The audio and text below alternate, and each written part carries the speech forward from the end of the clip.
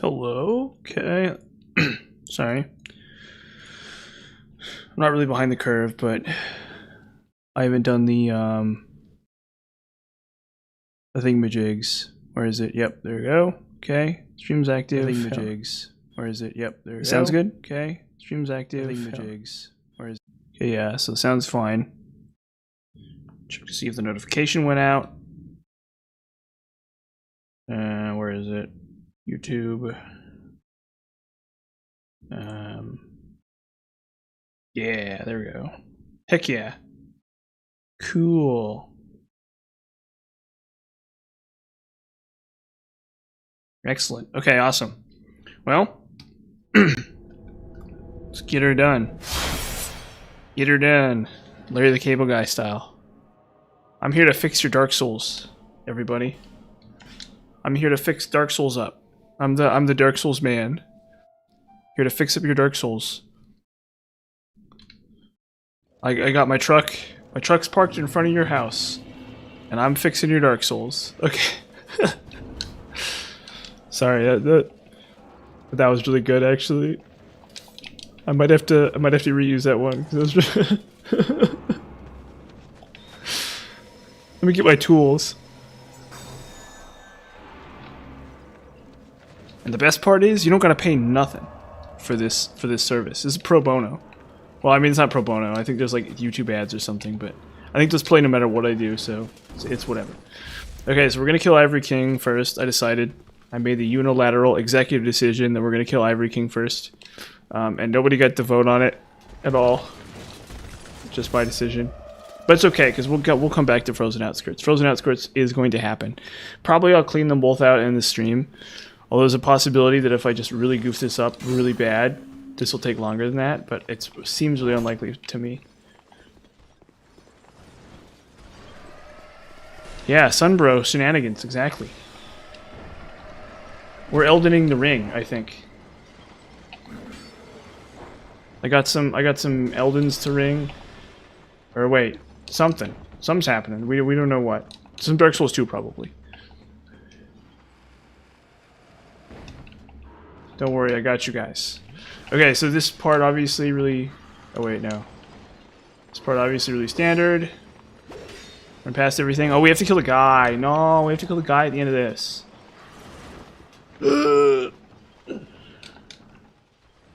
We have to kill... There's a guy we have to kill at the end of this. So we gotta open up the shortcut. Yeah, exactly. Getting good is the key operator here. You gotta put in that work. It's like Rihanna or Britney Spears or something says. You gotta work. You gotta work for it. You want to clear Dark Souls 2 on New Game Plus 8? You gotta work. That's what she says. That's what that Britney Spears song is about, actually. That was her playthrough. Her New Game Plus playthrough, Covenant of Champions. She was all about that. People don't know that. See, because I know Britney Spears really well, actually. We, have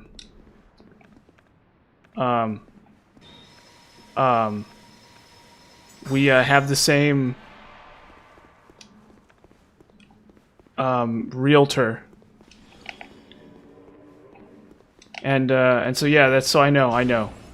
Me and her were sitting there playing DS2. Back in the heyday. Back when that song was new. Oh, wow. Okay, Castaway Witchdonna. Yeah, it's not the biggest deal in the world. It's kind of interesting. Definitely. It wasn't something I thought about doing until I started doing Covenant of Champions.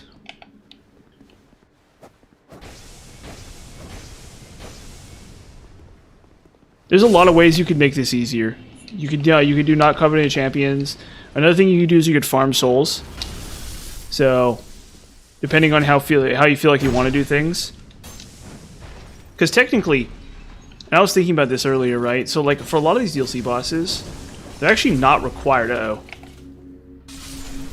Aw, man. Jeez. Okay, we'll try that again.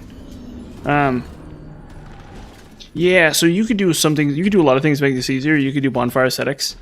So if you're really like, I want to do this, but I don't want to have to, I don't want this to feel like it's like the worst thing in the world. You can definitely do no Covenant Champion, that's one option, or you could just farm up. You could just farm Giant Lord for a long time, but that might actually make it worse. That might actually be more boring than doing it the way I'm doing it. It's hard to say. But at some point soon, I'll have a guide video out for it, and you can watch that, and it'll kind of explain what I think. Yeah, I know. You're like, oh, I'm gonna survive, and then it's like, nope, nope, not at all. Like that nope sound effect in the Mr. Beast videos, you know? Nope.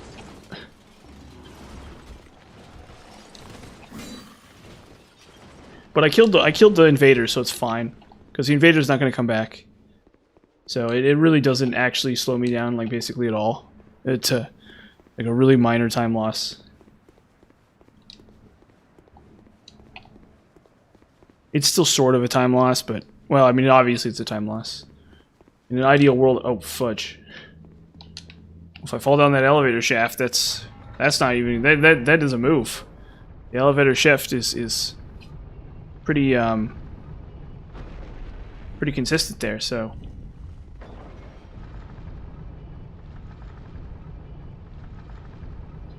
Yeah, sorry about that. Don't worry, it won't happen again, sir. I'll never get hit by the ice spikes again. Sir. Don't worry. I'm a professional, like I said. I've beaten Dark Souls 2 for countless households in the valley. In the town. I think Barry probably already heard this one. About how I'm a Dark Souls repairman.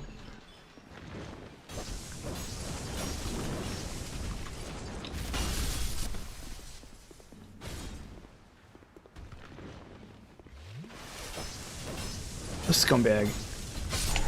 Why does he get Estus?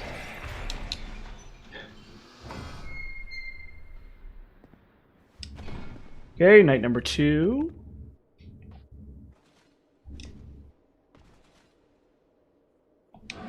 Man, I love these guys so much. I actually, as much as I clown on this bit, or on this part of the game, I actually think it's at least really creative and inventive. I have to admit.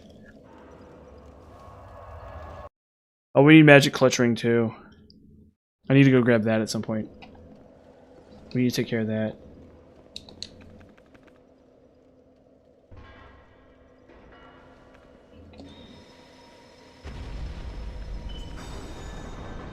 And then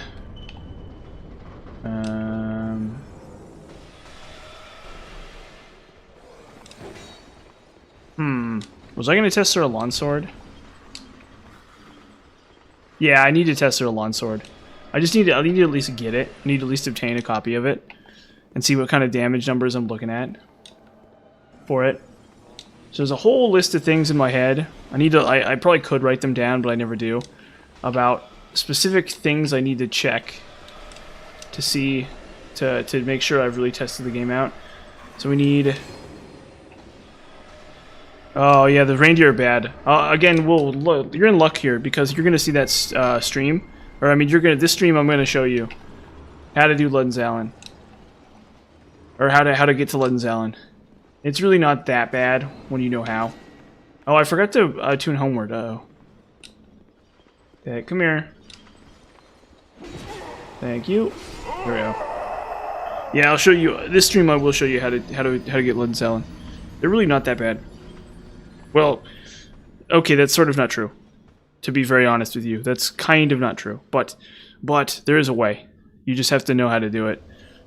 But we'll start with Ivory King, just because he's kind of a joke.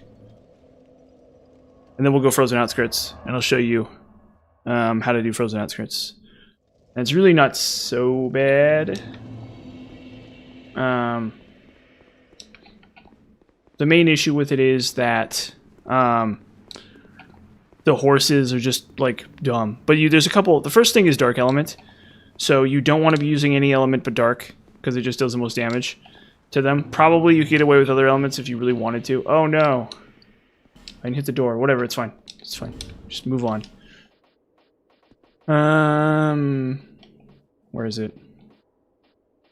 We need Zweihander. Zweihander. And then we go Old Leo Ring. Ring of Binding, okay.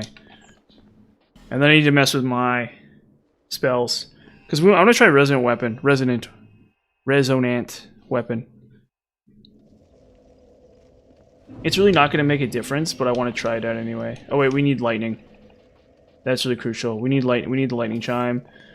We take off the Pyromancy Flame and we put on the Dark Cathis Chime. And we attune spells. We take off this. We put on... Where is it? Resonant Weapon? Resonant Weapon, there you go. And then we got Dark, yeah. So then, the most important thing is we need the Iron Crown on.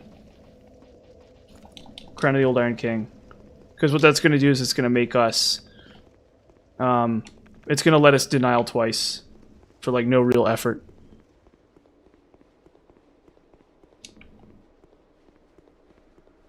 We just use Dark Element here. We could use Lightning. Oh, hey, you know what? Actually, before I forget, let me do that real fast. I realized something. I had an epiphany. I had some kind of epiphany. So what we can do... I guess if I'm doing Lightning... yeah, I had like this epiphany. That what I could do is go to 60 Faith. So take a bunch of points out of Dex and put them into Faith, because I really don't need 40 Dex. I need whatever the minimum is for my weapons, right? So Zweihander is 12. Warp Sword doesn't matter. Ice Rapier is 15. That's 15. Red Iron Twin Blade's 20. And then we need to check counters 25. So I need at least 25 Dex. So this really isn't a very good use of my time, but I'm going to get a little tiny bit more fire damage out of it. So we'll take 15 points out of Dex and put it into Faith. And then we'll get a little bit more duration out of our spells, and then we're going to get a little tiny bit more damage out of some things. In fact, I could take... Oh. One thing I could do is I could take points out of... Or I could Lightning Infuse. Yeah, so I could use Lightning even against this next boss here. But I want to try Resonant Weapon and see how good it is. Because this boss, you're guaranteed to always be able to use the max value out of Resonant Weapon. So, no matter what, against this next boss, I think Resonant Weapon is fine. Because the issue with Resonant Weapon is it costs 2,000 souls to cast. If you cast it and you have less than 2,000 souls, it's bad, right? So, my thinking is, okay, is, what we do is, this is the only boss in the game where you always have souls to do Resonant Weapon. Because of the first phase, right? So almost no bosses in the game is Resonant Weapon a good idea. This is the only boss where Resonant Weapon makes sense. Literally the only boss in the entire game. So we're gonna go with it. God, I love this Zweihander so much. Okay, got the squad.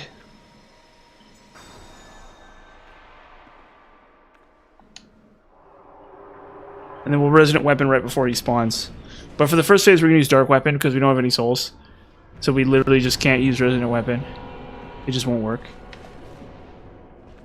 Or wait, can I not Resonant Weapon? Oh, no, the spellcasting tool's wrong. Never mind. I was like, why can't I Resonant Weapon? But it's because you need a chime for Resonant Weapon. Oh. Boom.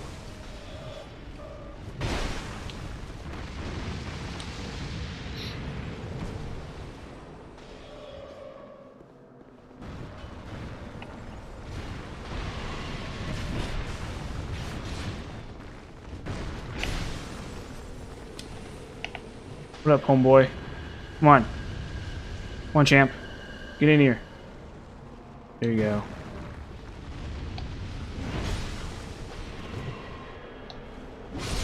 That's hostile. Look at that.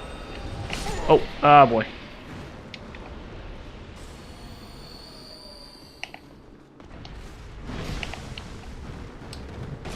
Oh, man. That sucks. Go figure. And they smell blood in the water. They see you run and they're like, it's time.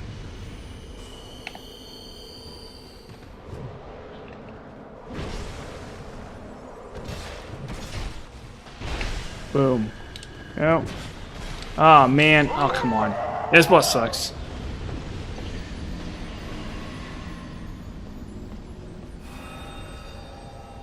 This boss is a real pain. Real pain. It's okay. It's okay, we'll get there. We're gonna bust it down again. Speaking of which, we'll use Radiant Life Gems here too. Just because I got them. Then I could also Humanity up. It really just isn't gonna do that much for me. But it's also not gonna hurt me either, so.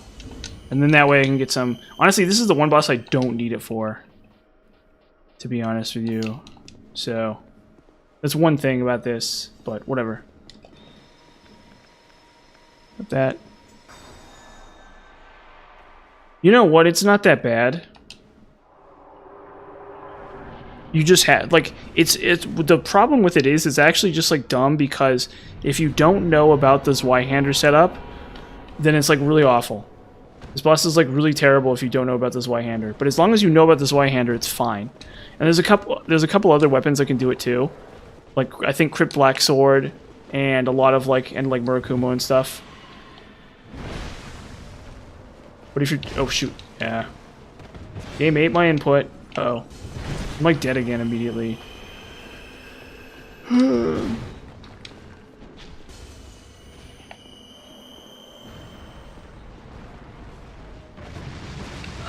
Ah, man. Shoot. Gotta do it again. Yeah, you gotta, there's a lot of, it feels like it's very luck-based, actually, depending on what they decide to do. Because if they really get on top of you, and you just, like, take a couple hits in the first, like, segment, it's just really tough to deal with.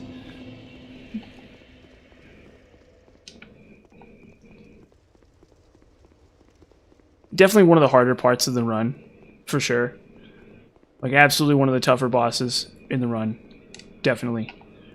I wouldn't say it's by no means the toughest. I think definitely it's...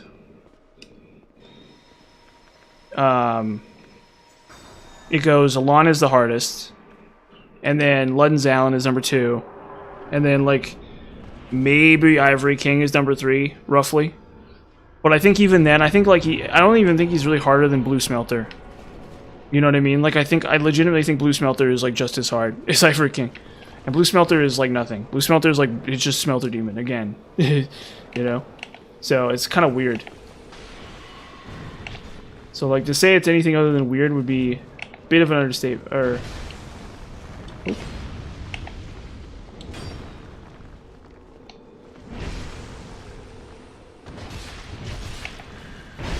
Yeah, you need those crit animations, too. Those really help. A lot. Boom. Oh. Ah, see, and then they get you. Can't even finish one off. They got your number. They're all about it. But see, this is where I'm talking about luck here, where the white knights either do nothing or they do something. That's just how it is. Oh boy.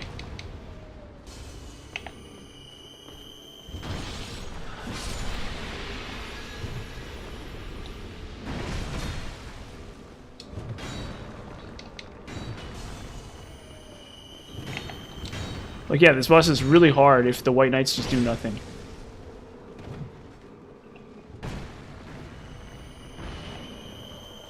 Where am I? Okay, luckily we got a pyro here. He's far away. So yeah, it's like really... Oh.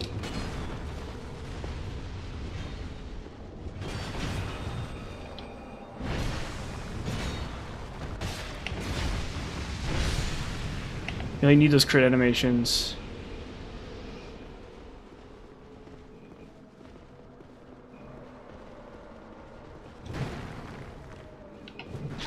Oh man, see, it's little stuff like that where you get hit that one time and you're like cooked. Ah man. Scumbags. Oh god.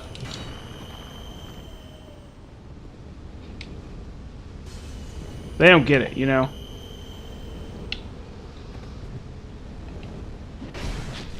They're all about kicking you when you're down.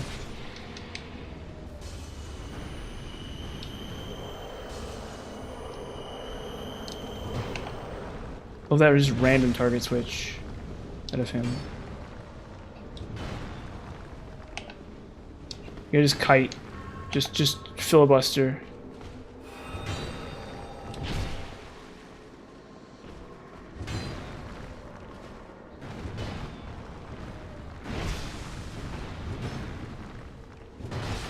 Oh, come on.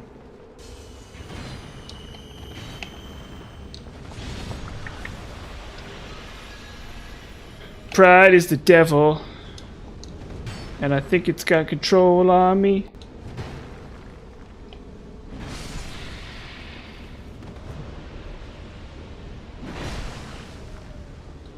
Come on. Oh, see, it just ate my input. It's awesome when it does that. God, I love this game.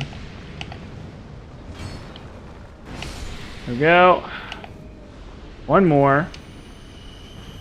Eat this juice. It's actually probably just as well, because if you go too fast and the last gate doesn't close, you get a pyromancer at the last second. So it's actually just as well that I didn't necessarily kill him that fast. Hello Gilgamesh Fate, how you doing? Good to see you.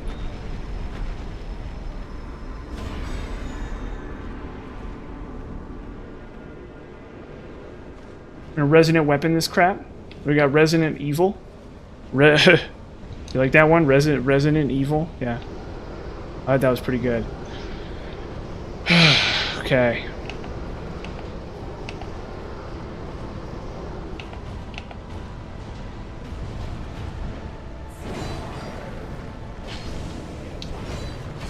I think lightning weapon's still better, maybe? Okay, my controller. I need to, like, buy a new one, actually. Uh-oh. Yeah, I think it's my controller breaking.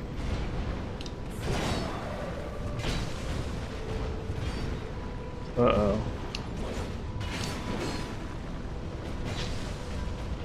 I'm like, this game's eating my inputs. And this game does eat your inputs. But I think it's my controller. I need to, like, go in online and buy a new one right now. Oh, God. Yeah, it's eating my inputs. Oh, my God. I cannot have that for a game like this. Oh my god. You know, if I just switched to... Oh, that was not worth it.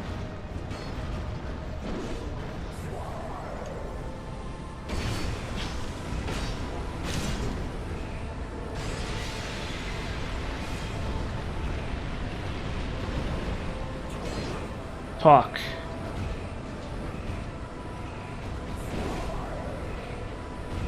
Oh my god, I need to go buy a new controller right now. Holy shit.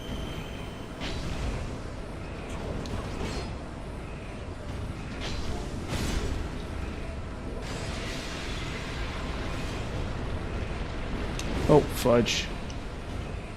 Lucky me.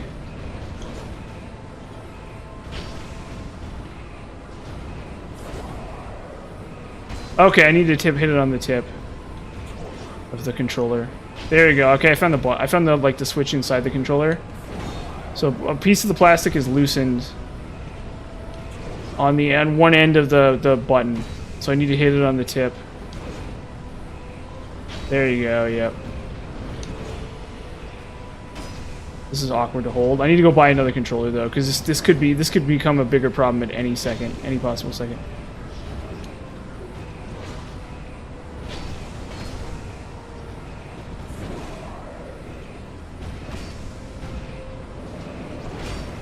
Fudge.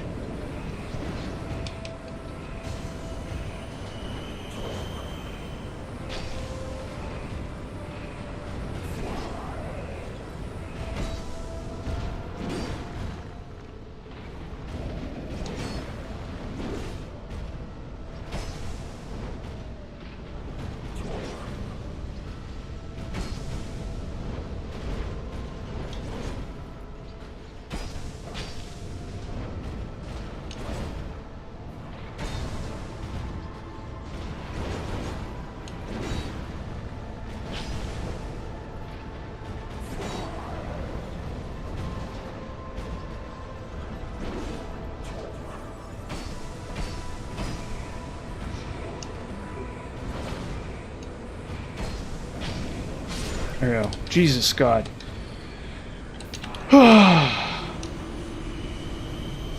Yeah. No, it's definitely this game, but my controller. Something wrong with my controller. I need to go buy a new one, like, right now. I need to go online and buy a new controller. This instant. Basically. Yeah, thank you.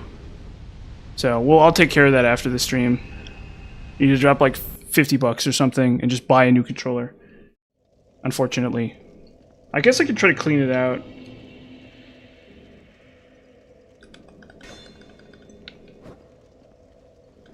Chaos? Or Dark? Because Chaos isn't in this game. So if you're talking, no, Lightning is better. I'm just trying Resonant Weapon out. I'm 90% sure that Lightning is better, but it also kind of doesn't really matter, either. Yeah, okay.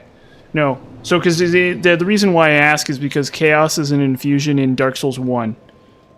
I mean in Dark Souls 1 and Dark Souls 3, right? So, because if you're asking about those games, I have answers for those questions too. But no, Dark is not better than Lightning. Basically, Dark is worse than Lightning, but in some, it's good enough in most scenarios, and you get more spell casts, and so there's lots of little things that Dark does. Actually, they're okay. So it's not like it's just bad or anything like that. It's slightly more complicated, but like on the main, yeah, on the main, Dark is not as good.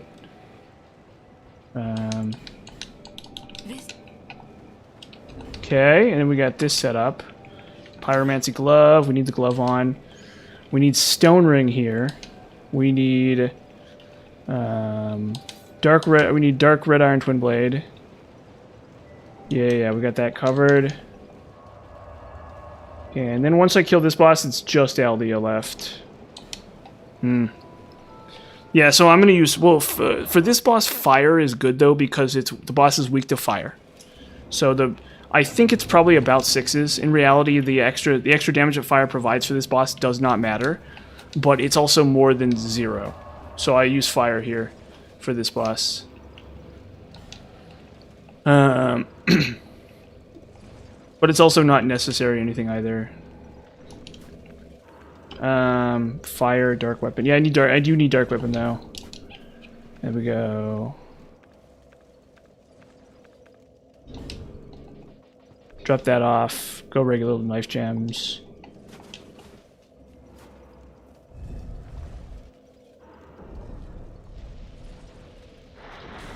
Oh, it's really simple. You just need to remember which spells you want to cast. So like whatever spell you're going to cast next, you just switch to that one. Now sometimes I goof that up, but on the main it's pretty easy, right? So like Denial, obviously I'm never going to cast Denial in combat. Oh wait, okay, you know what? Hold up one second. Speaking of which, we're going to do one thing for this boss. We're going to use a Sacred Oath for this. We're doing Sacred Oath here, actually. I forgot. We're doing Sacred Oath here. So, like, obviously, I'm never going to cast Sacred Oath or Denial in combat. I'm only going to cast those out of combat, so that's not really an issue. And then, obviously, if I'm planning on casting Dark Orb next, I just have my staff. And if I plan on casting Fire Weapon next, I have my Flame. So that's all. It's the only trick. But obviously that relies upon me knowing what's coming next in the game, right? So if you're not that well versed in the game, obviously that's really confusing.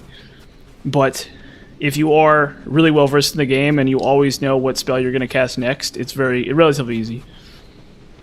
So I know, for example, that I'm going to cast Dark Weapon next. Where is it? Okay. So I know, for example, that I'm going to cast Dark Weapon again soonish. And so I have that prepped. But really, it's just a matter of practice. You don't really even necessarily need to know that too well.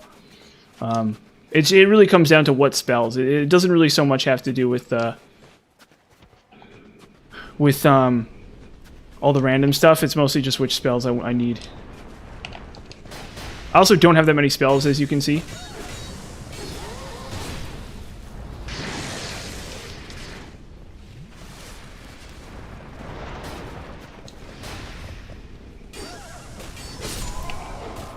As you can see, I only have like, oh, what is Petrified Dragon Bone? I actually need that, so it's good. As you can see, I really don't. I only have like 3 or 4 spells. Well, it's really not very useful, to be very honest with you. It's in most cases it's not useful, but it's stuff like if you're playing as a wizard, or even just like a lot of characters, you can have like, for example, a Flash Sweat on, right? You can have a Pyromancy Flame equipped, and then you can just have Flash Sweat, and then you can use Flash Sweat if necessary, right? Because there's some parts in Fire Keep and stuff, or in Iron Keep and stuff, where Flash Sweat's pretty okay. And those are some pretty decent examples.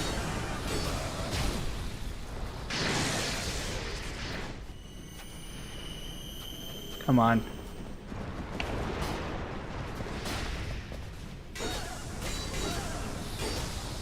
Uh-oh. Okay, that did not work. That did not work. I think I need to go back to the rapier for this.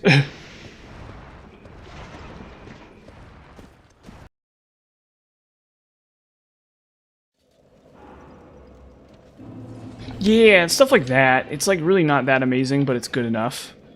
How do I stagger these guys usually? What have I been doing different? Because I know you can do it with the twin. You know what? Maybe we'll try just the twin blade.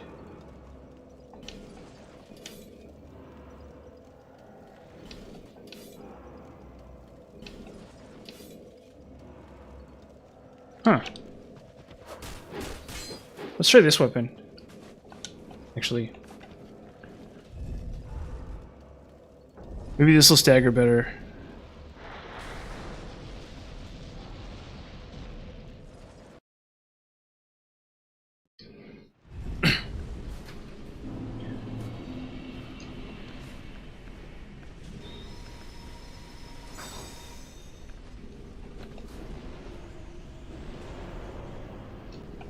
We'll give this a whirl.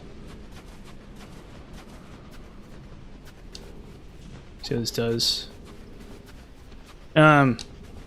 Yeah, so Flash Sweat's really great. That's a great example of a situation where it's like realistically you're not going to be using pyromancies that much, but you can also use Flash Sweat and it's okay, right?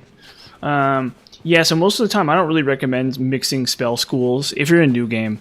If you're in New Game Plus, you sort of have to, right? Because you want the best spells from every school, right? You want the best sorceries, you want the best miracles, you want the best pyromancies, you want the right. So that's kind of the exception. But in most cases, it's not really optimal to do things that way. Oh, come on. I should just go back to Rapier. This is not working.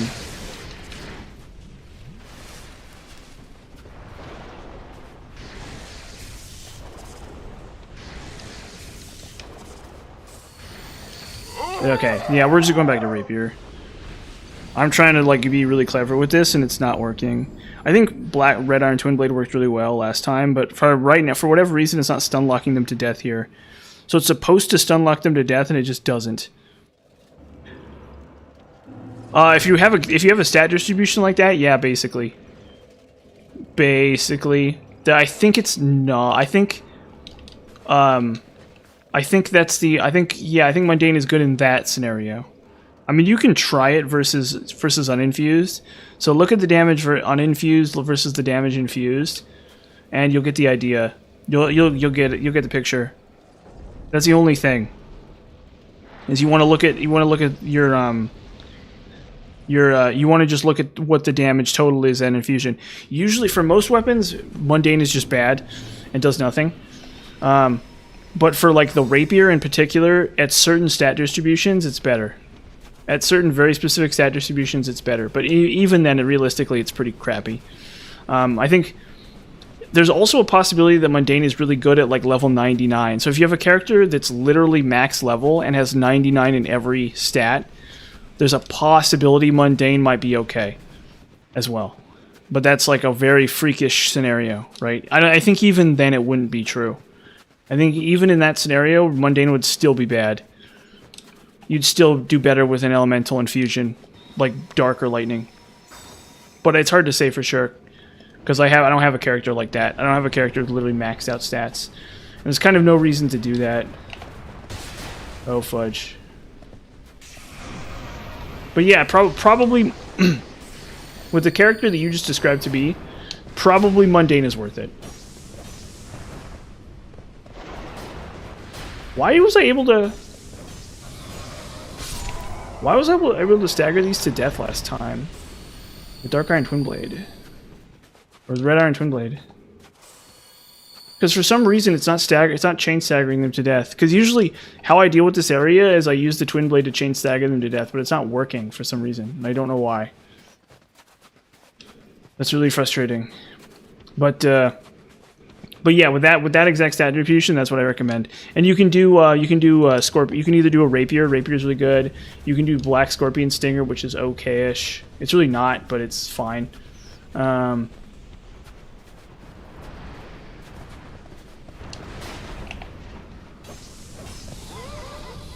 The biggest thing about Mundane is you want to be casting spells like Dark Orb.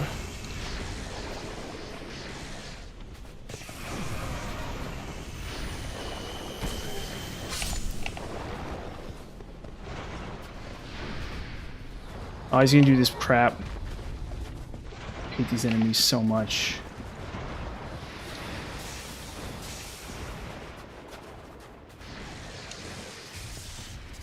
Yeah, smart guy.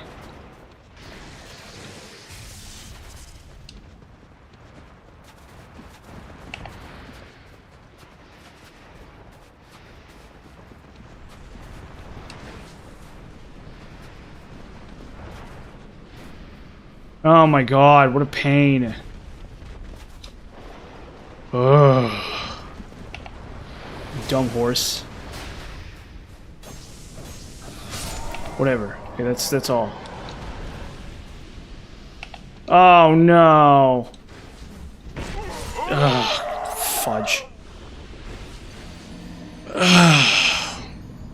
I mean, it's hard. It's a hard area to be in. That's for sure. So I give it that much. Yeah. Yeah. So you can't be in that position because then you trigger the Red Phantom, and the second you trigger the Red Phantom, it's all ogre. It's all freaking ogre. So, why am I using Sacred Oath? Hold up. Oh, hold up. Wait a minute. Wait. How do I do this before? Fire weapon. I need fire weapon. I guess what I could do... Wait. How did I do this before? Are you Southern Ritual Band? That seems really wasteful. Hold up. Let's see what happens if I take this off. Or if I... Dark weapon.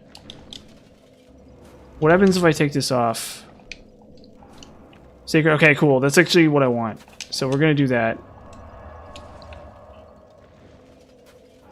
It's just weird. It's just bizarre, honestly. It's just really weird. It's like the weirdest thing about this game. Is stupid Frozen Outskirts. It's like in a game full of weird things that make no sense. Frozen Outskirt is like the king. Like the king of weird things that just make no sense.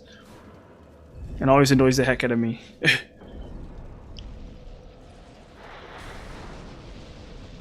It's just bizarre. I mean, it's a hard area. What gets me about it is it feels very lazy. It feels very much like... It really isn't, because this snowstorm crap is probably took days to implement. But it definitely feels very much like... It definitely annoys me, for sure. This area does annoy me, definitely. I don't even think it's bad, per se.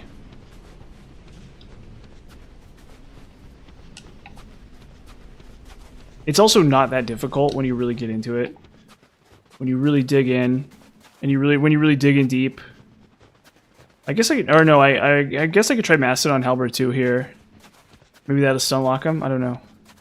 Yeah. Well, the reason why is because in theory, it can stun lock the horses to death, but I haven't gotten it to work recently. For whatever reason, it didn't work last pass. The last time I tried it, and I don't know why. I don't know what I did different. Because I had Stone Ring on it and everything. There we go. There we go. Okay, yeah. So you don't get a full stun lock on them. I guess. But I swear to gosh, I've stun locked him to death before. But I think you just don't get a stun lock. Like, you think, oh, I get a stun lock, but it really doesn't happen. In some cases, you get a stun lock, but if they choose the wrong attack, you don't get a stun lock, is my guess. Yes, Iron Crown 2, because I need it. Like, I do need it for this area. I do actually need it for this area. I need to cast more denials. Denials are really important for this area.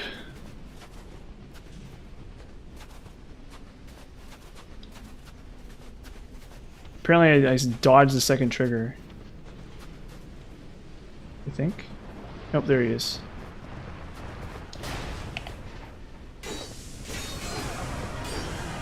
Oh, come on. You see, that's what I'm talking about, where it just doesn't quite work. It like almost works. Okay. Dumb horse.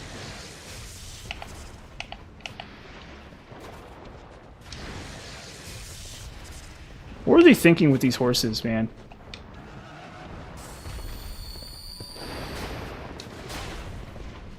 They're like, how do we make players hate this area even more? Oh, fudge. Oh, come on.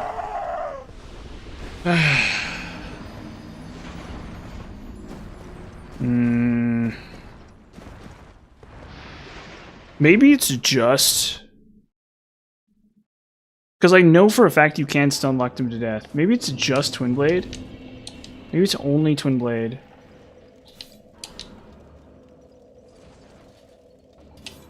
Only Twin Blade plus Stone Ring. Yeah, I did. I absolutely got Steam removed. Absolutely, 100%.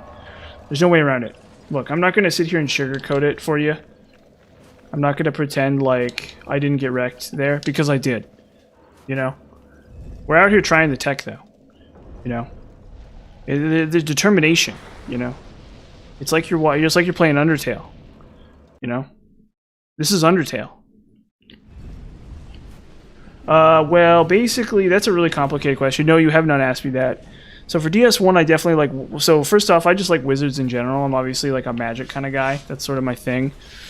So obviously sorcery is really cool in all the games. But if you had to ask me what I thought objectively the funnest thing to do was in all the games, I would say for DS1, it's wizard. It's definitely wizard. That's just like the most fun. It's like too basic. Get under that tail. No, we're not getting under any tails here, that's for sure. That's not the MO. That's not our MO here. The MO here is to suffer. Like a dog. For the amusement of the video game. Yeah, there's no way around these enemies. And then for DS2, probably hexes. Hexes are the most fun. But I also really like doing like pure physical characters. I thought pure physical characters were actually really fun too. Including strength and dex. Those really fun characters. And then for DS3, I have to admit dex I think is the most fun. I really liked Sellsword's Twin Blade and stuff like that. Obviously they just like, it sounds like optimal. The optimal setups for those games, which is sort of true. But in my defense, they are fun. Blue Smelter Sword. I'll mess with Blue Smelter Sword at some point. Not this stream. There we go. Stun lock worked. Oh. There we go. There we go. Okay, finally.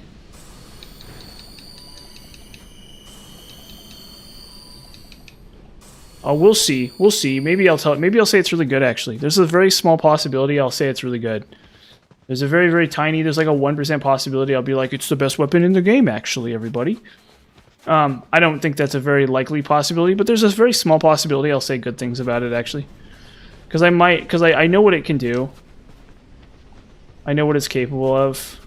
It's not like I'm just completely hateful of all weapons that aren't the best, but I also don't have like, I'm also going to be impartial.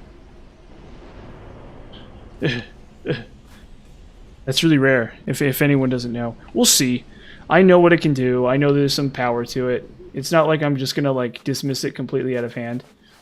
I don't like its odds. Where is the next place? There it is. I don't think its odds are very high, frankly. But I mean, the explosion I know can do some stuff. So I'll buy some repair powders. I'll get some repair powders from what's-his-face, from Williger. And I'll put on the bracing knuckle ring, and I'll give it a good college try.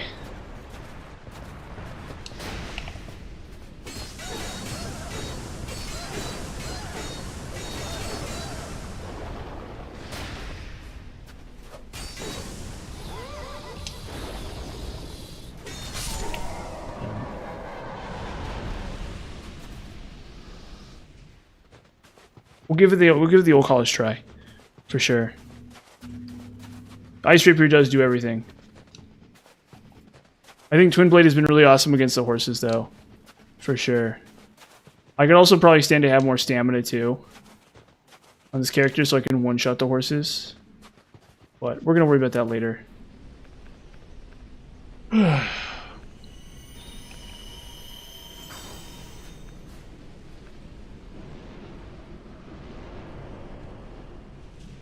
Oh, actually, let's switch it up. I don't want to fight this next guy with the Twin Blade.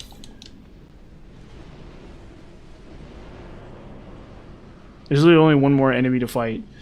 I don't want to fight him with the Twin Blade. If I can avoid it. Why do I have more stamina? Why do I have stamina regen? That's not right. I shouldn't have stamina regen right now. Something's wonky with my rings. Come on, go, go, go, go, move, move, move, move, move, you dumbass. I don't want another horse spawn.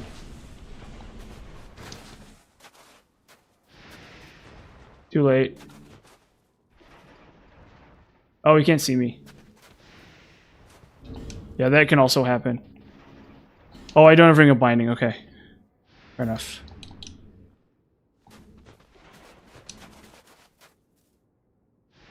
Yeah, I'm LOSing him. He's line of sighted. So I think? Nope, never mind, I screwed up completely.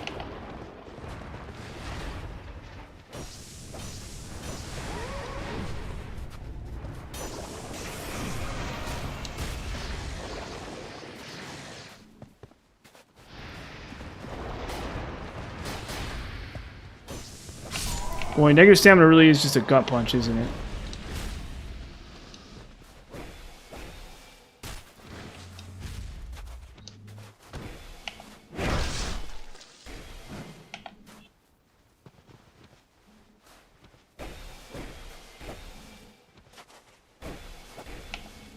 Oh. Petrified Dragon Bone, I need that, so.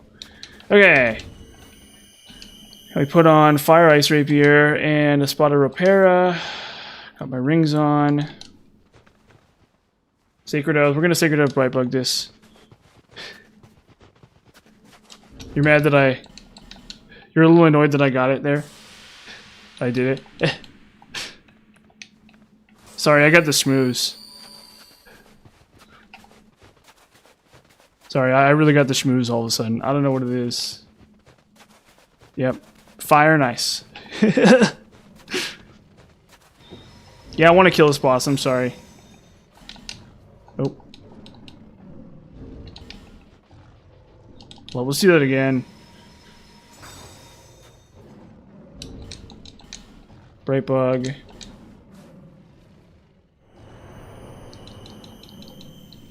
Flame weapon.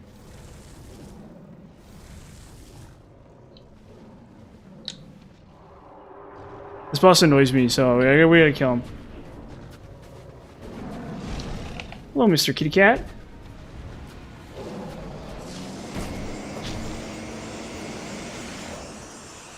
Oh, shoot. That's a bad start.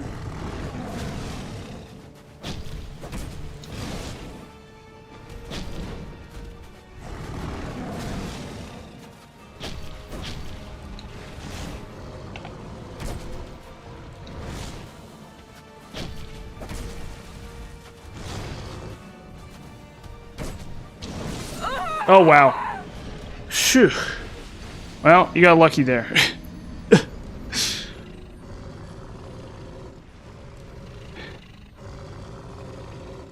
You got real lucky.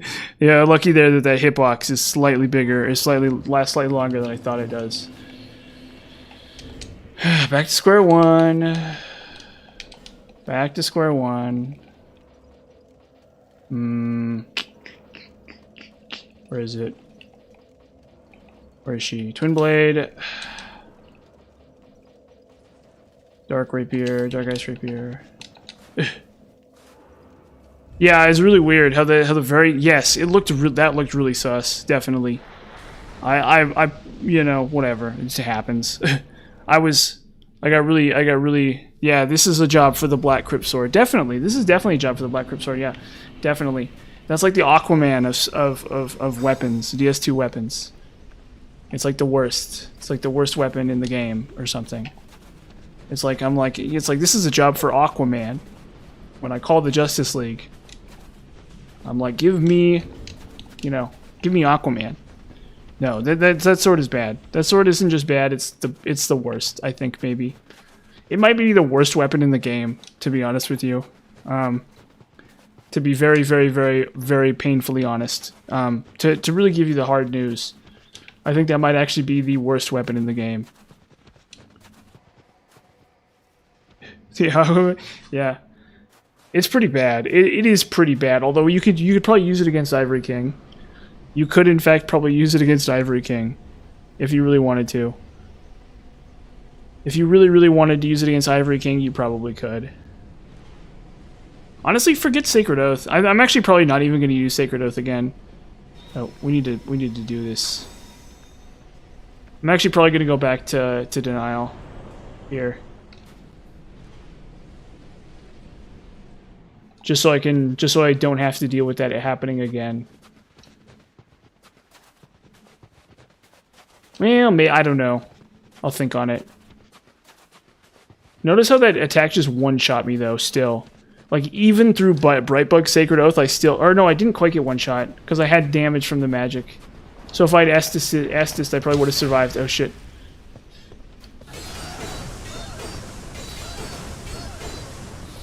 Oh, hey. You know, every good thing's got to come to an end sometimes, you know? Next adventure.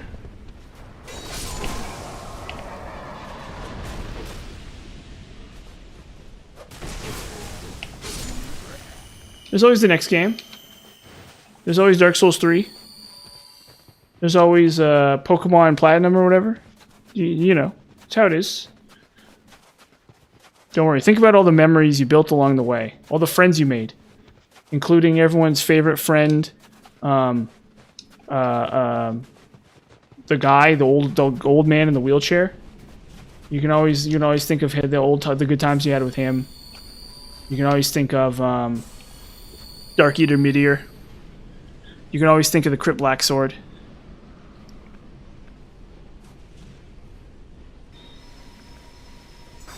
I think Dark Souls 3 wasn't that hard to get the it was a little crappy to get the because you need the vertebra shackles from the monsters. You need the vertebra shackles from the bone guys. So you got to farm those. You got to farm sunlight metals from Lothric Knights. You got to farm. There's a lot of crap you got to farm. So it's not the worst thing in the world though, for sure. You believe Platinum Elden Ring too? That's awesome. I still haven't even played Elden Ring. Yeah, I have Platinum for all three of the games too.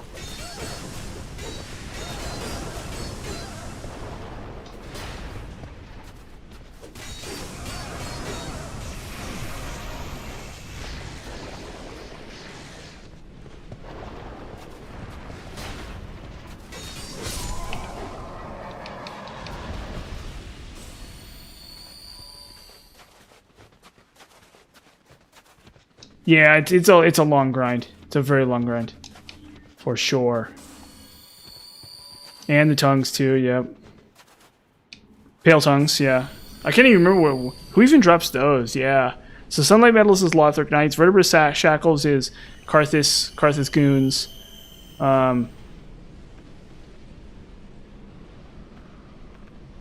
Vertebra Shackles is Karthus goons. Wolfroid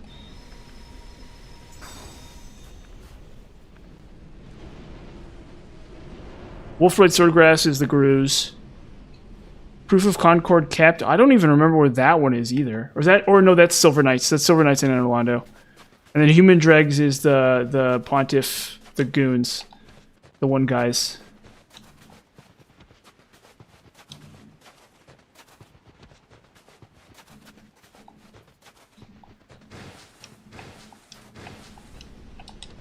I think I made it. And then Pontiff Knights. And then, I don't remember where tongues drop from. Who drops tongues? What enemy drops tongues? Is it the Mangrubs? Is it Mangrubs? Is that what it is? Because I cannot remember who, for the life of me, who drops tongues. Oh, okay, yeah. That's something different. Yeah. You can do that too.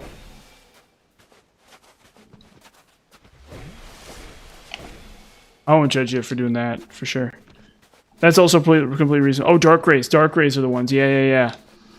Yeah, Dark Rays. It's not Mangrubs. It's been a long time since I farmed any of those things. Yeah, you kill the guys. Or you right bug. Okay, let's actually kill this boss. Do it right instead of do it wrong. If this doesn't work, I'm going back to life, free bonus, or to denial probably. Okay, come on, you dumb cat. Silly kitty.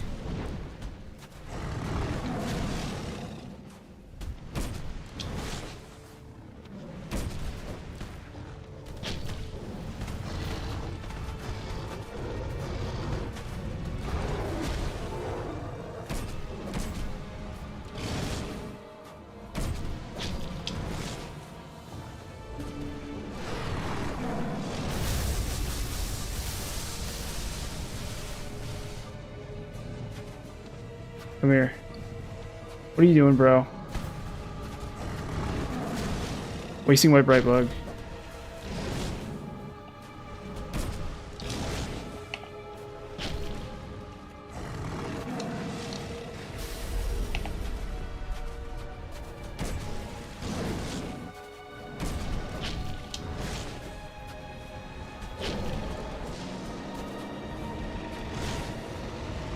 Fudge.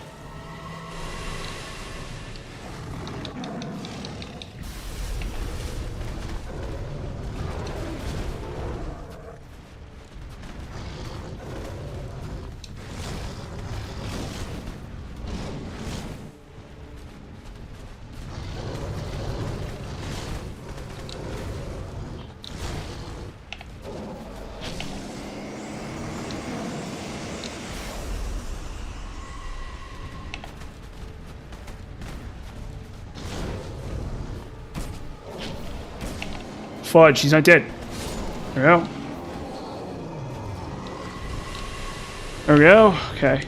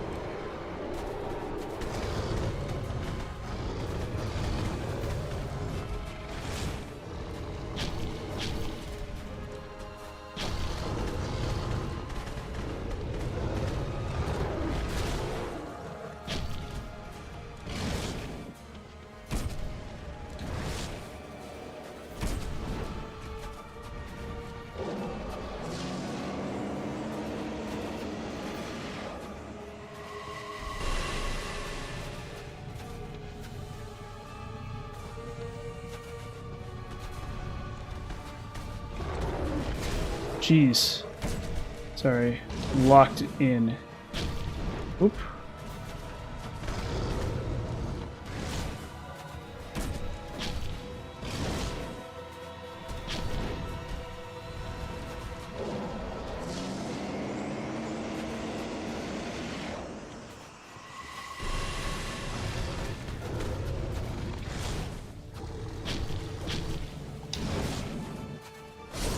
There we go. Whew. Man. No, that boss is so annoying. Uh-oh. Has there been complications with the stream? Have we had issues? Because my software was telling me it was jacked. Okay, cool. I guess it's back. Is it? Are we good? Hold on, let me check audio real fast. Are we good? Hello, testing.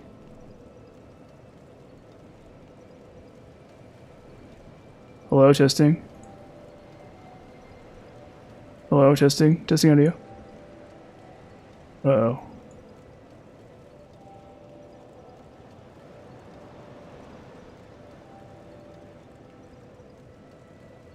Hello, testing.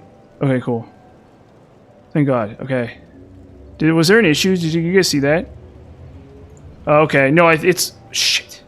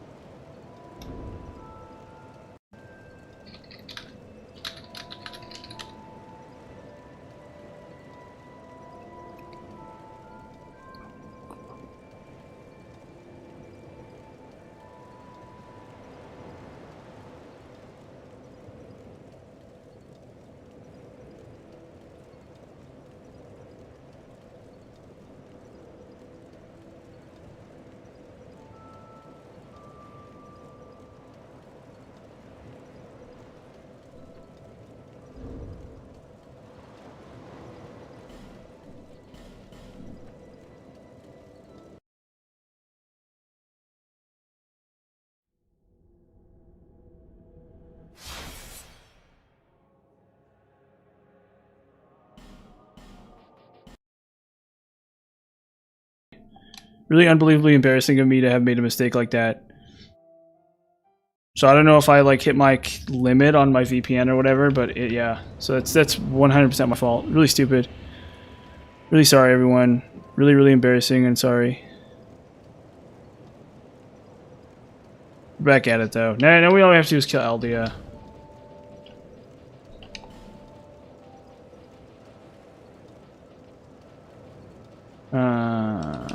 Old Leo.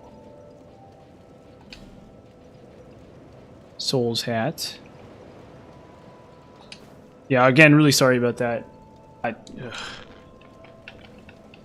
It's just me being stupid and not knowing that my VPN was on for some reason. Well, it's embarrassing for me. It's just embarrassing is all. Because it's like, I could have just seen that coming in advance and, you know, not had this issue, but I didn't, so.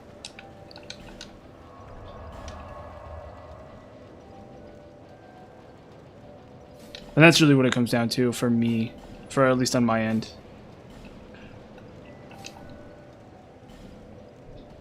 Oh, that's right. Okay, but now all we gotta do is kill Aldia. So, at least we're almost done with the game. We'll move on to 7. Okay, so weapons I need to test. Roaring Halberd, Blue Smelter Sword, Red Smelter Sword, Alon's Sword,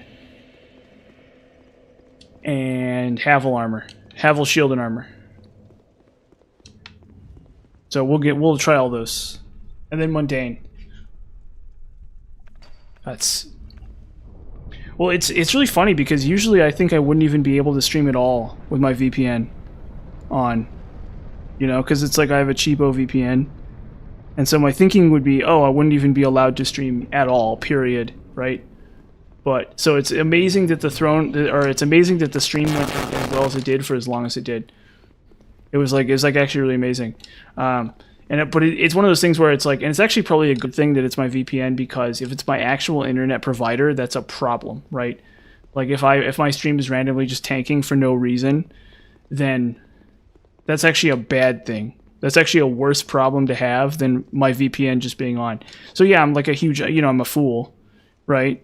But at the end of the day, it's a fixable problem as opposed to an unfixable problem. So ultimately I should be really happy actually that was the cause of the problem, because the problem could have been something so much worse that, it's actually a cause for celebration, frankly. But the only thing that makes me nervous is I'm worried you guys didn't see me kill the boss. But yeah, whatever, it'll be fine. We'll get him next cycle. Well, you guys can see me kill him next cycle, if that's an issue. It is a shame though, considering that's one of the high marks of the run. Oh fudge! That's one of the high points of the run. So it's like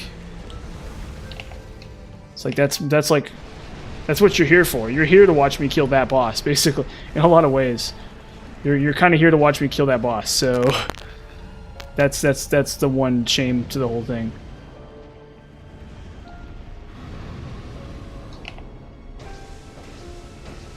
But you guys have Frozen Outskirts, so at least if you're having issues with the boss, Frozen Outskirts is at least something you can wrap your head around or whatever.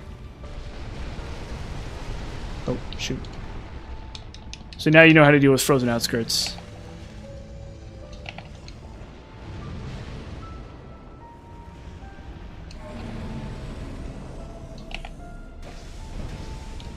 Ugh. Oh, okay. No, it still sucks that it was lagging. But I'm glad at least you guys got some show out of it. Because like I said, that's like the main event, in a lot of ways.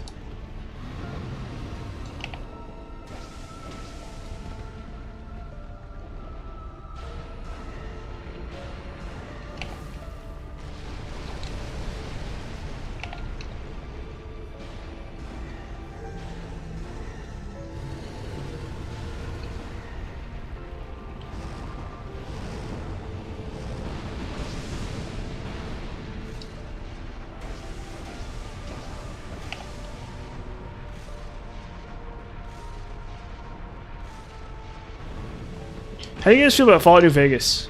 Anyone else here like Fallout New Vegas? Is that everyone here a big Fallout fan? Problem with Fallout New Vegas is it's kind of easy for me. It's a little bit of a baby game, so not saying that's like a bad thing, but for a player like me, it's a little bit below my pay grade, I guess you could say.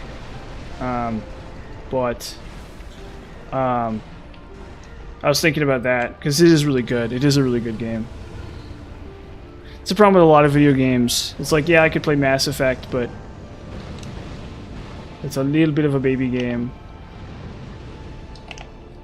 Everyone like Fallout New Vegas? I love Fallout New Vegas. You liked Fallout 3 more? That's like a, no offense, okay, but that's like a psychopath test or something. That's like the craziest thing anyone has ever said to any other person I think I've ever. That's madness, my friend. That is deranged madness. It's actually really funny though, because I'm actually nostalgic for Fallout 3. So I'm actually kind of in your camp a little tiny bit. I'm not entirely in your camp there, but I actually am a little tiny bit in your camp, because when my uncle got me Fallout 3. And so I didn't play New Vegas when it was new. I played Fallout 3 when it was new. Like in the future, when they're searching for replicants, they're gonna be like, did you like Fallout 3 more than Fallout 2? Oh. That's what's gonna happen.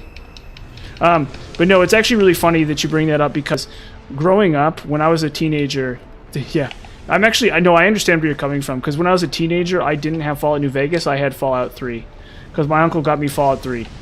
But the story is so much worse than the story of Fallout New Vegas that it's like ridiculous. It is literally the most depressing game I've ever played in my entire life. It is an unbelievably depressing game. It is a brilliant masterpiece, and yet it is also an extremely depressing game. It is like a shockingly depressing game. And that's the funny thing about Fallout 4 and why Fallout 4 is so baby. It's like such a baby game, and like why the story is so like cartoonish and stuff is because Fallout 3 was so depressing that people complained. I guarantee you. People literally emailed Todd Howard. They're like, "This game is just so depressing. This game is like the most depressing game I've ever played in my whole life." And that's like I bet you like dollars that that's a real thing that happened with Fallout 3 because of how depressing it is. But I love it. It's a truly amazing video game as well, but it is a very depressing video game. It's like a shockingly depressing video game. With like the intro with the Vault Keeper, the Overseer and stuff. So the intro where you get kicked out of the vault. Oh yeah, and there's also a bunch of other really stupid things about it too. Like the game doesn't tell you you don't have to kill the... Yeah, well, I mean, you're doing something. It's better than just standing there doing nothing.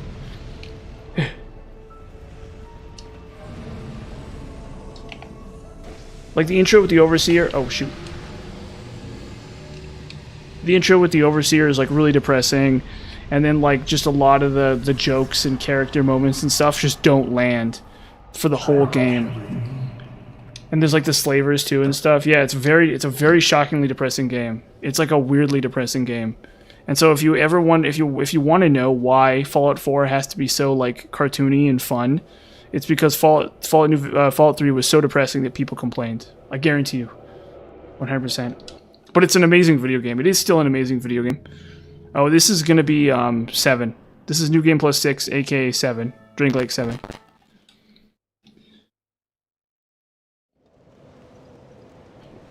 Like, I truly do love Fallout 3, but it's by far the no, we still got one more. We got this one and the next one.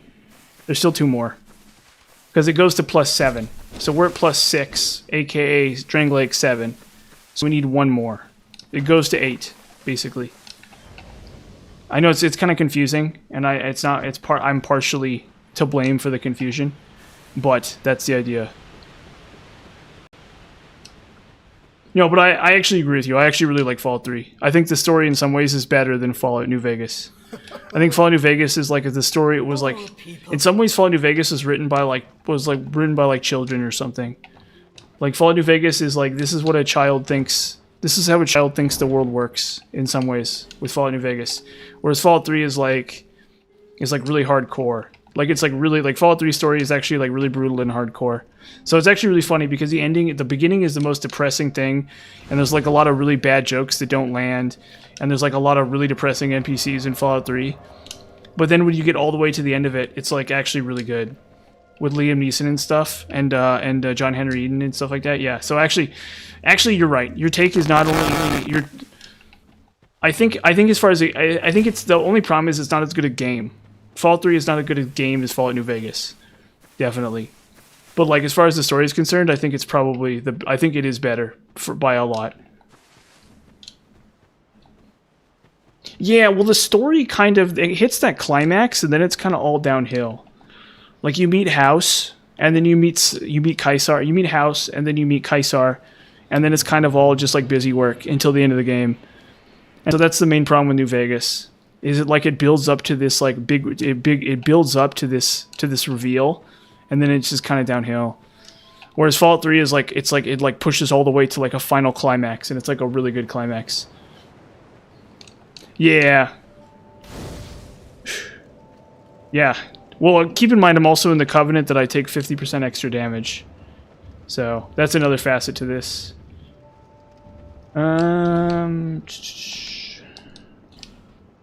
Slap that on. So there's some other things going on here. Yeah, well the thing is that Fallout 1 and Fallout 2 are comedies. They're really not a serious game. They're really not serious games, they're comedies, right? And so Fallout 3 is the one where I think the comedy fails the hardest. I think whoever wrote it wasn't funny, basically. And then I think Fallout New Vegas has some okay comedy to it too. And then I think Fallout 4 is like also really not funny. It like tries to be funny, it's just not. It tries so hard to be funny, and it fails so spectacularly that it is funny. It like wraps back around to being funny for Fallout New Vegas. But the thing about Fallout New Vegas, or the Fallout 3 that always got me was, that woman who's really into Coca-Cola, who's really into Nuka-Cola, and there's like the creepy guy outside her house, and I'm like, and it's like, and like the kid who like says, "Oh man, these effing ants, these stupid effing ants," right? And like all these interactions that are like not at all funny, like not even remotely funny, like they're actually not funny at all, but the game like thinks they're funny, and like the dumb like factions like the Regulators and stuff, and the Black Talon Company, and just like all kinds of, and the stupid vampire people and how like they're not funny either. Like the first quest you do with the stupid vampire people, like the first like basically one of the first quests the game gives you, and it's just the most like average quest you can possibly imagine. Oh, 1 second. It's like very generic, like a very generic quest. And there's like no good weapons in the whole game. The game has like literally 0 good weapons.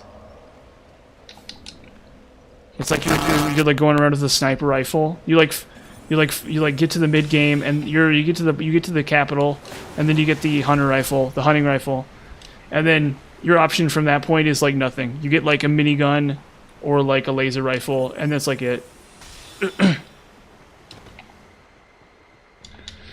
And the perk system being just abysmal. Just absolutely. Oh, and the DLCs. No. Another problem with Fallout 3 is the DLCs. The DLCs are all bad. They're all bad.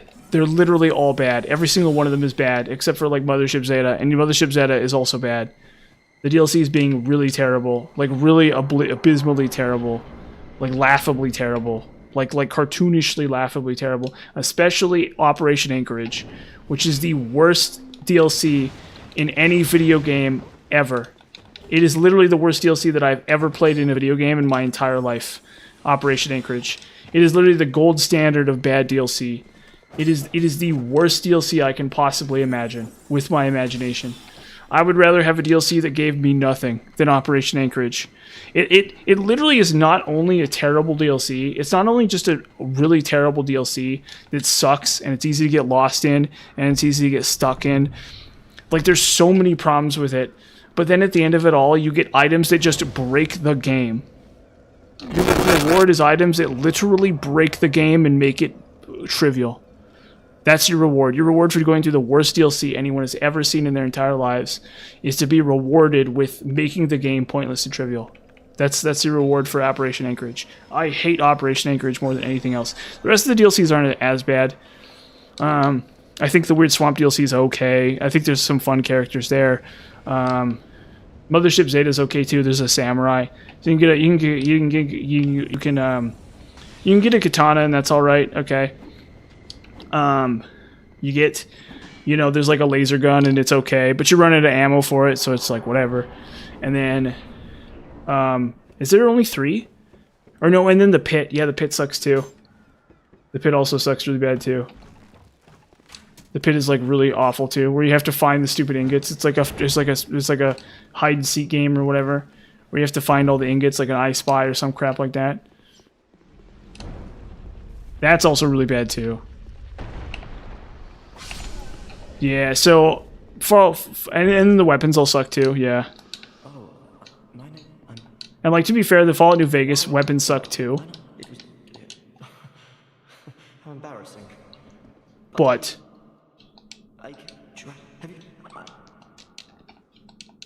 Yes. Wait. Then what? Wait. What? Here. What a joy to meet a kindred. I wouldn't. Son.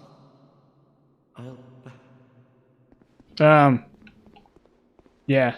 So, not to just like, I'm sorry. I'm like, oh, I love Fallout 3, and then it's like I spend the next like 5 minutes just talking pure crap on Fallout 3. What's another problem with Fallout 3? What's another thing I hate about Fallout 3? The side quests kind of suck too. The perk system is bad. The perks do literally nothing. It's literally just like all bad perks. Like perks in Fallout New Vegas aren't very good either. But the perks in Fallout 3 are really bad. There's not even any good ones. That's the crazy thing, right? Is like, if you play Fallout 2, Fallout 1 and 2, yes, most of the perks are bad, but some of the perks are also really good. If you play Fallout 3, all the perks are bad. Literally, like 100% of the perks are just bad. There's, most of the characters in the game suck. There's like Liam Neeson, and that's it. Like I think Liam Neeson is probably the best character in the entire game. The quest, the vault is still really depressing. So the whole deal with like stupid. Oh yeah, you know what another problem with it is? Another problem with Fallout 3 is that the entire plot is a ripoff of Fallout 2. So if you've played Fallout 2, the plot is basically the same. It's literally like basically identical to the plot of Fallout 2. Which is just like lazy. I don't know. There's no Liberty Prime or anything like that, but it's very similar to the plot of Fallout 2. The jokes are not anywhere near as funny. The weapon system is bad. You have to repair everything, which I actually kind of enjoyed. I thought that was really funny. It was funny because I would talk to friends in high school who were like, yeah, the perks or the repair, who would like talk crap on repair. And it's like repair is like the best skill in Fallout 3. It's like really underrated even in Fallout New Vegas 2. Repair. And the funny thing about repair is that repair in Fallout 1 and 2 is actually really it's really crucial in Fallout 1. So if you're playing Fallout 1, you really want repair. You need like a certain amount of repair. Although there are ways you don't have to use repair, but there's like a bunch of puzzles you can solve with repair. So it's actually really good in Fallout 1. But there are ways around it if you know how. And then yeah, what else about Fallout 3? Armor sucks. All the armors in the game sucks. Most of the dungeons are really boring and one-dimensional. There's like no good dialogue at all in any of them. Hold up, we're gonna switch to lightning here for yeah. We'll switch to magic here. We're gonna switch to magic here right now.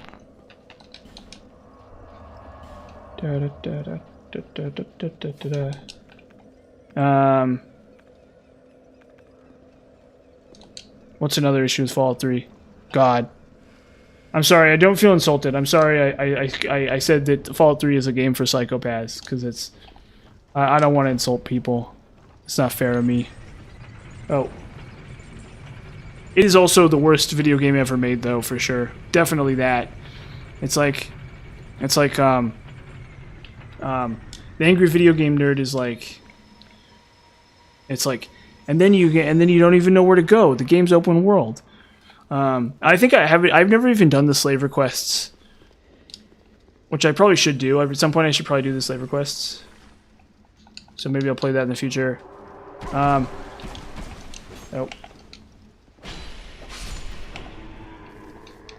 The morality system sucks too. Is it even in New Vegas?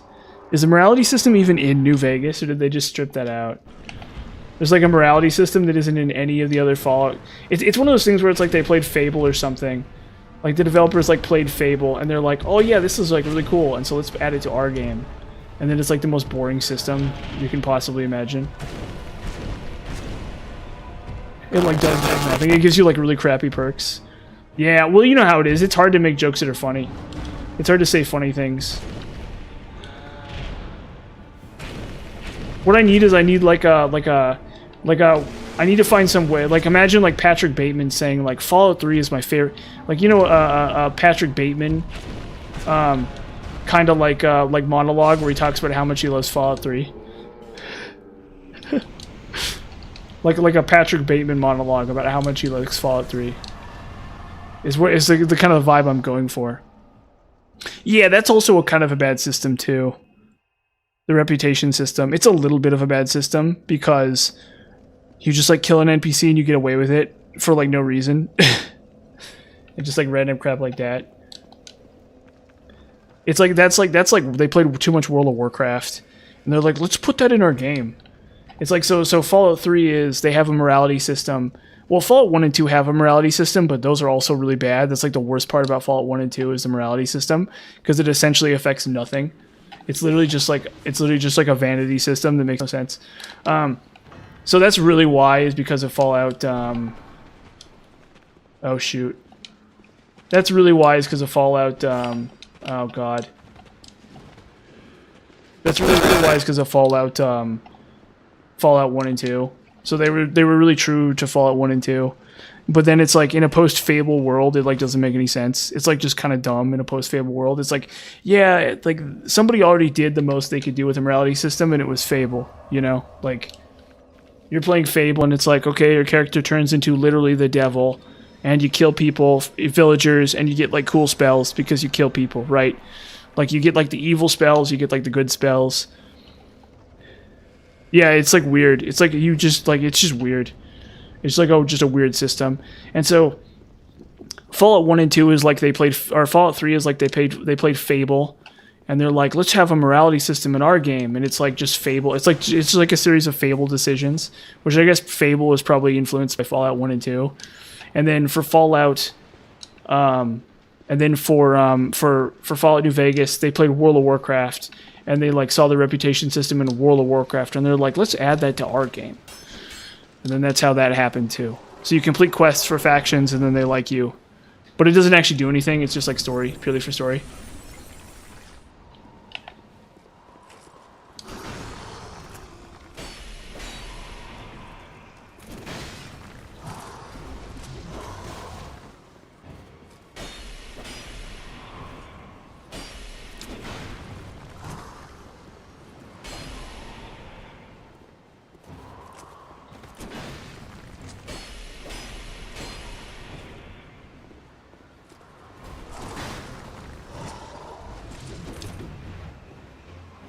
This is a really underrated boss in this game.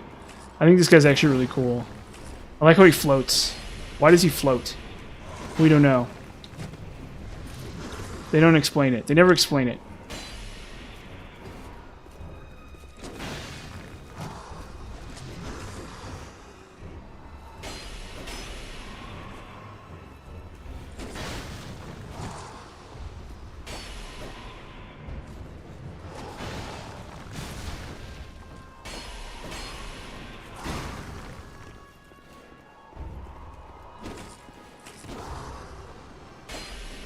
Swag. Okay, cool. Ring's already on. Yeah, it's a weird system for sure. Fallout New Vegas is. I love those games though. I love those games very much, but they're really not that difficult either. As long as you kind of know what you're doing.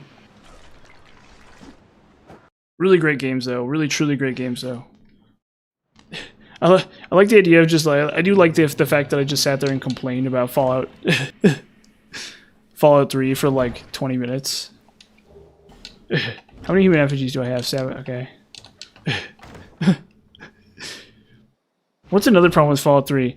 Oh yeah, you know. Okay, actually, let me explain the biggest problem with Fallout 3. This is something I've thought about a lot, and it's something I want to say because this is the biggest problem with Fallout 3. Okay, so like, have you ever played? So if you've ever played Fallout 1, here's how it works, right? You start in Vault 13, right? Okay. And there's like some rats, and you kill the rats, and then you go to the village of Shady Sands. Okay, this is a village, and then the villagers like, hey, can you help us with this stuff? And you're like, yeah, of course. And then you go help them with like, you kill like giant scorpions for them, and they're like, thank you for killing those giant scorpions for us, dude. And you're like, cool. And then you go to Vault 15, and Vault 15 is full of rats, and you kill the rats in Vault 15, right? And then you don't find what you're looking for in Vault 15. Okay. And then you go to Vault, and then you go back to Shady Sands, and they're like, oh, hey, can you help? My daughter got kidnapped. Can you help me find her?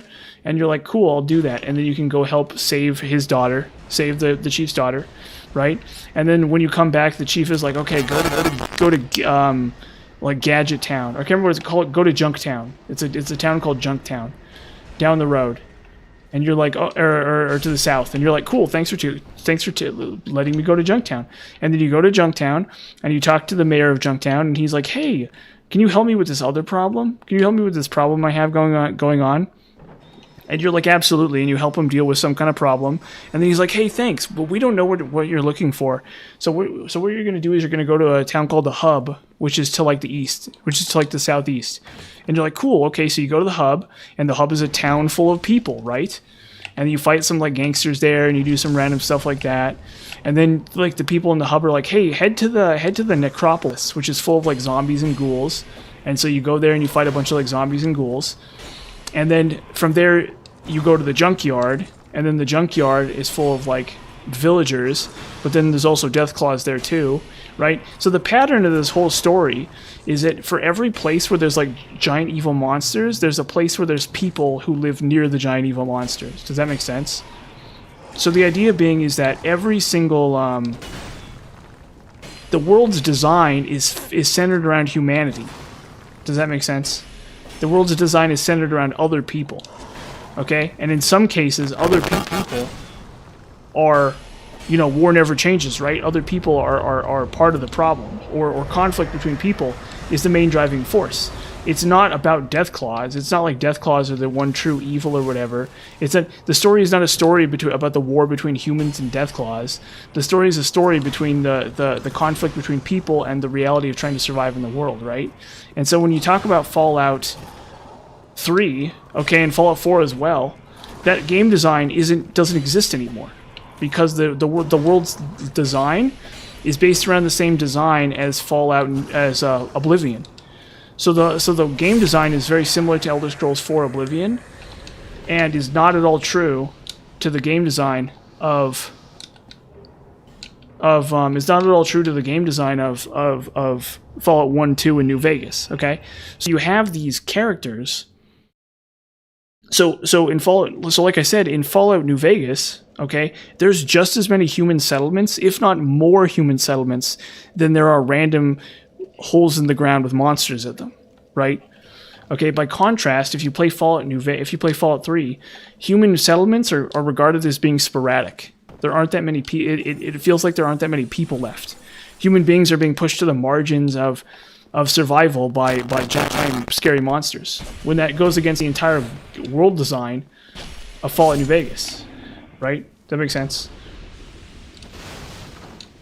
So that's kind of the crucial problem with Fallout New Vegas, or with not Fallout New Vegas.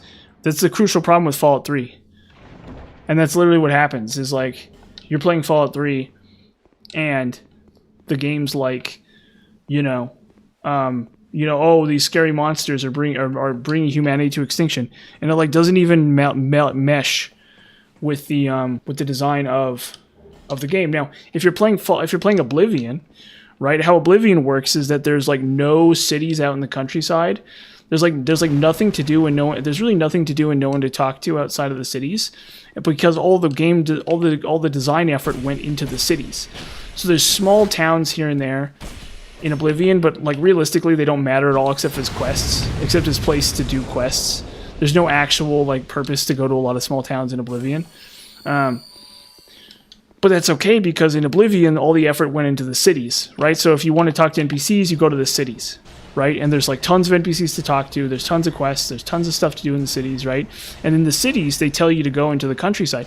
So places like Megaton, places in Fallout 3 like Megaton and the boat, I can't remember what the boat is called. Those locations make sense from the Oblivion world design, but they don't really make sense from a Fallout world design, right? Fallout 3 feels like humans have like gone extinct or something. Like that's how Fallout 3 feels. It's like humans are on the verge of extinction, which like just isn't how like Fallout world design is supposed to work. Yeah, Rivet City, yeah, you know what I'm talking about. And so that's kind of the main problem with Fallout 3 world design, is it's very much designed by Bethesda and was not designed by people who got the principle of Fallout 1, 2, and New Vegas, right? And Fallout 4 has the same problem, where there's like, giant Deathclaws and super mutants rampaging everywhere, and there's like no human towns anywhere except for like Diamond City, because super mutants and bandits are everywhere. And it's like, that's never been the point of Fallout, right?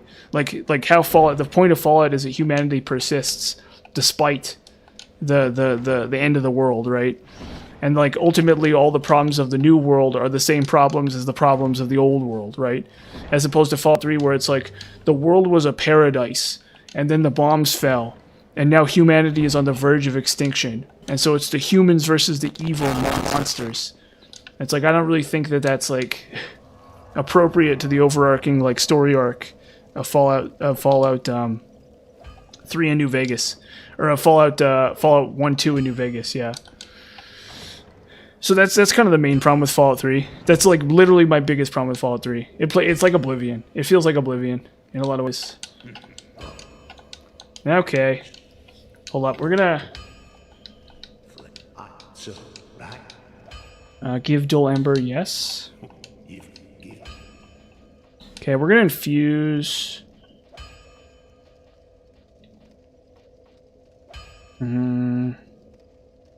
We'll switch to lightning here. Maybe we get like a little tiny bit more damage out of this. And this is another boss where we're going to Sacred Oath. Hopefully this doesn't backfire.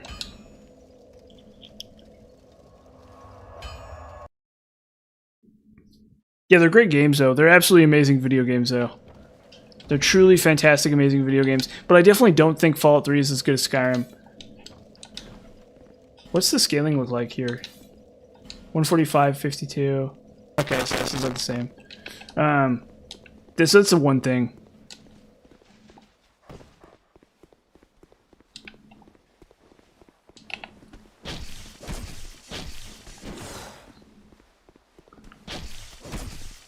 These guys are like these guys are resistant to lightning? It feels like these guys are resistant to lightning. Which is really weird. Okay. Uh-oh. What was I saying again? No, I love Fallout 3. I love Fallout 3. I'm sorry. I've like done nothing but complain about Fallout 3, but I do love it. I think the overarching story is it is inspired though. And then on top of that, the DLCs. I think the DLCs for Fallout New Vegas are better. I think they kind of suck. Some of them kind of suck, but some of them are really good. Like, Lonesome Road, I think, is really good. Because Lonesome Road is kind of like a parody of the game itself. It's supposed to sort of be this cartoonish parody of the fact that it's just like a blood-soaked video game where nothing really matters, right? How it's like this just like action game. And it's like riffing on the fact that like your character, like people think, oh, it's like such an amazing game with like this great story or whatever. And it's actually just like this weird blood-soaked RPG that like doesn't really have a story in the same way that like you might be able to attribute to it. So I really like Lonesome Road, and I think that like the DLCs for Fallout 3 just don't have the capacity to make those kind of interest. It's like, yeah, I get the idea that the pit is supposed to be like a social class thing, I guess, or whatever, right? Where there's like the people who have the cure, and then there's the people who don't have the cure. And it's just like, yeah, whatever. But I think it's like muddled and confused in terms of what it's like actually trying to say.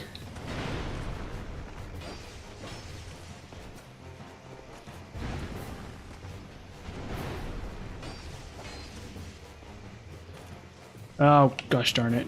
Oh, he'll jump back up.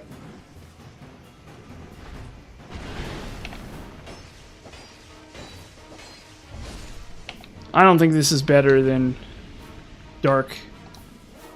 I feel like I should just go back to magic for this one. What am I using lightning for? I will use lightning for some stuff, I guess.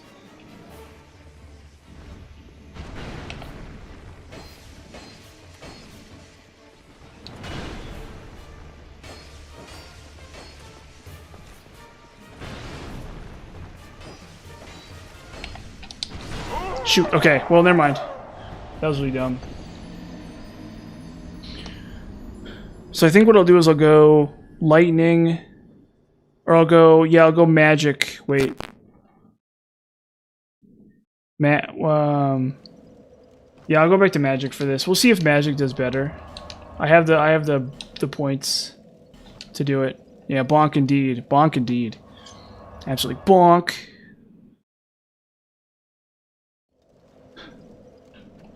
I actually don't know any scout lines, so you have to forgive me.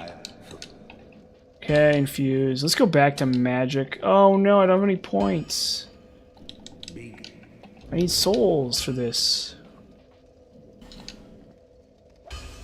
Dun dun dun dun dun dun dun. Inspector Bonk. Does anyone get that joke? I don't know. Never mind. Don't worry about it. Okay, we're gonna go back to magic and we're gonna see how magic does. And then we're also going to go back to denial because I don't feel like dying to this boss. I want to kill this boss, not die to it. So we're going to do that.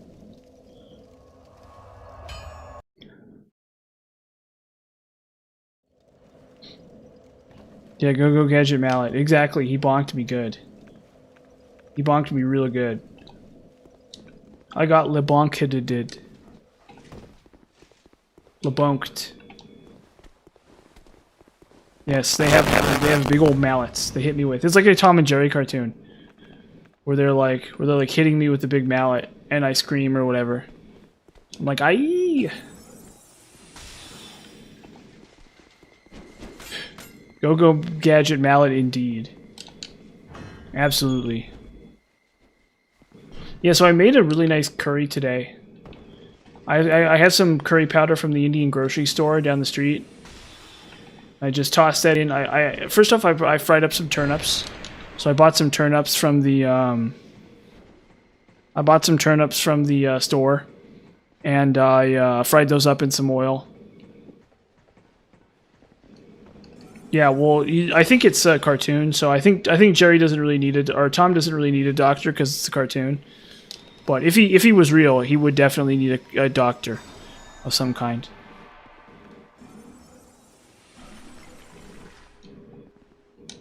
I'm not really a big old Tom and Jerry kind of guy, to be honest with you. I remember seeing it as a kid, but I never really oh, lightning's better. Lightning is much better.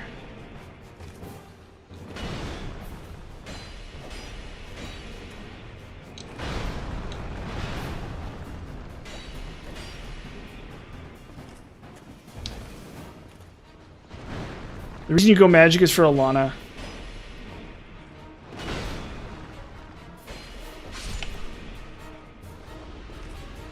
Or I think, well, this might actually be...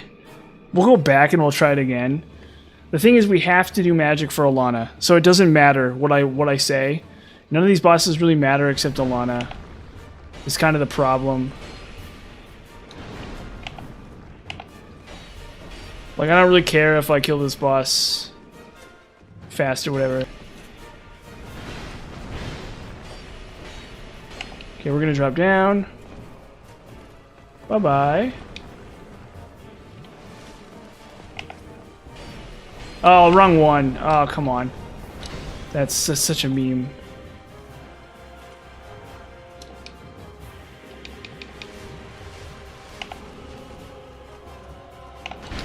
Oh, man. This game. Just testing my patience.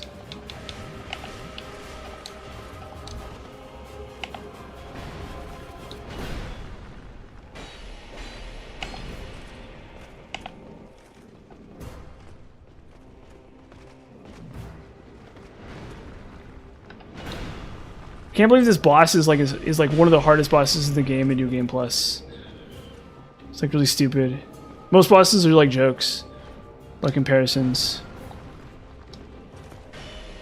Dude, yeah, block me. Just block me. Just shield block me, bro. Yeah, don't worry about it, man. It's cool. It's cool. Just shield block me, brother. I won't be mad.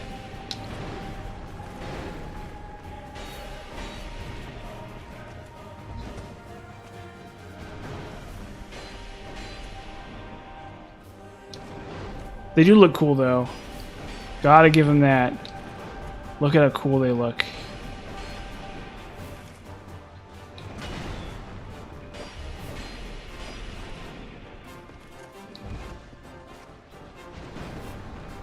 Swag.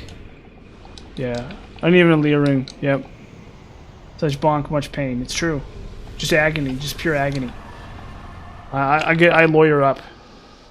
And I sue Miyazaki for the pain that bonk caused me. The way that my skull got crushed by that evil statement. Or rather, that evil attack from that evil enemy. It sucks really bad. But, you know, life moves on. The great wheel of life rolls on.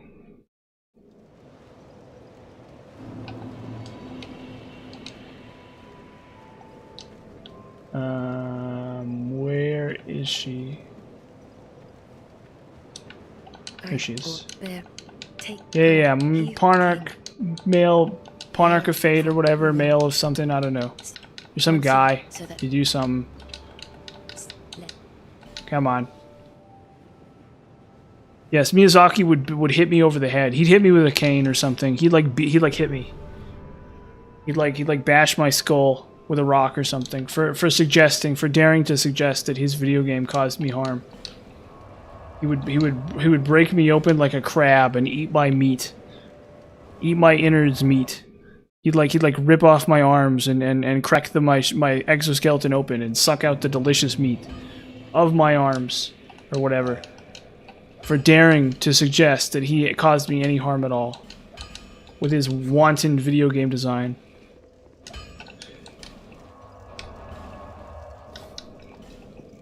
Where are we going? Servants' quarters. Yeah, Miyazaki's totally crazy. That's what they don't tell you on the news. That's what Souls people don't know. Miyazaki is a really huge diva. He's like the worst of the worst. Miyazaki loves American Psycho. He loves Grimes. He's really into Grimes. He likes I mean, and you all know what I'm talking about while I talk about this. He's really into Grimes. He loves just whatever. Just whatever.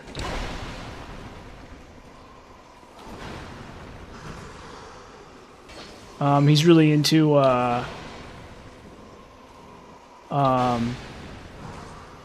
he only drinks sparkling water. That's like one of his big rules.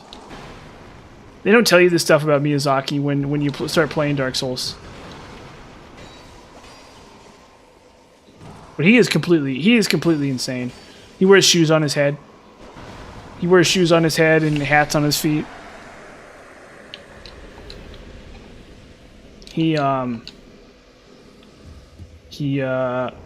That's one very great example of something that Miyazaki would do. He has like a monster truck, and he crushes people's cars in the streets for no reason. He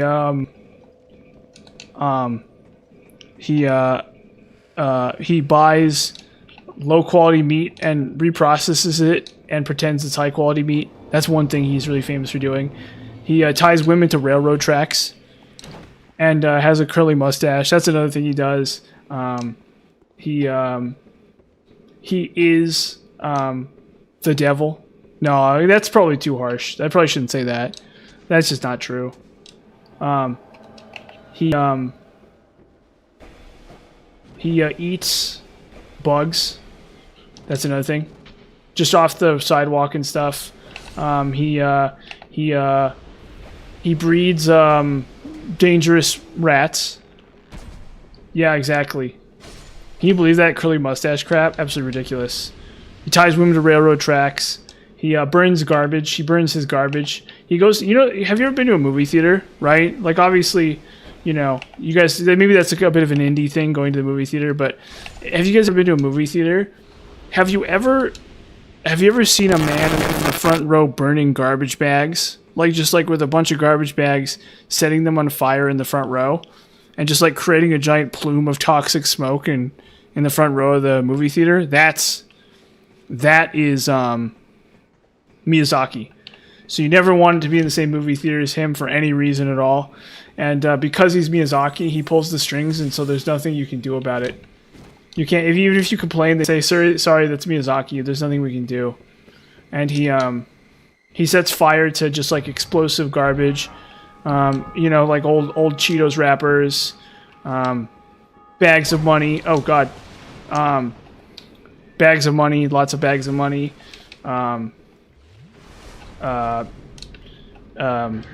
You know, old used motor oil. He just scatters it on the floor and sets it on fire. I'm not allowed to leave, am I? No. Whatever. Bye bye. He sets bags of trash on fire. He in the movie theater while people are watching, he goes to restaurants and buys out the entire restaurant for the night so you can't eat at it. And then he complains about the food. He was influenced primarily by Fallout 3 as a video game. We're going back to that, I guess. I'm out of ideas. His favorite book is the worst book ever, whatever that is. His favorite video game is the worst video game ever, whatever that is. He likes... Oh, wait. We need to set up for this. Uh-oh. Hold on. We need to set up for this. I forget this boss is weird. I have to set up for it properly. Or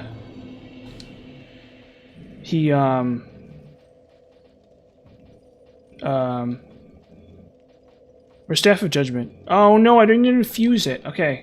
We need to do one more thing. What's another thing he does? Yeah, Miyazaki's just the worst, basically, is the long and short of it. He cuts you off in traffic. If a guy cuts you off in traffic, that's 100% Miyazaki. Like, without a doubt, that's Miyazaki. He's right there doing it. He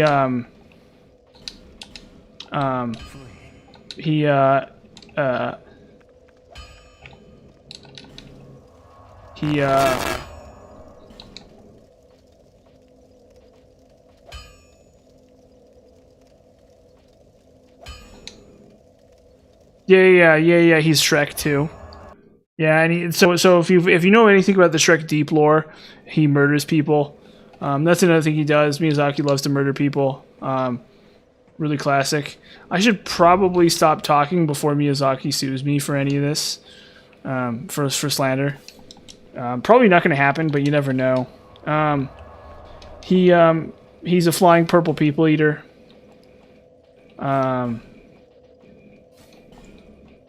Let's mix in some pyromancies too. Let's get a good smorgasbord here, because I don't need that many casts of Dark Orb to kill this boss. He has no soul. He's in league with evil itself. He's friends with the Joker and Lex Luthor and Peter Griffin. He's friends with him too. And I mean, that's evil. I mean, if you want to talk about evil right there, it's like that's about as plain as it gets. He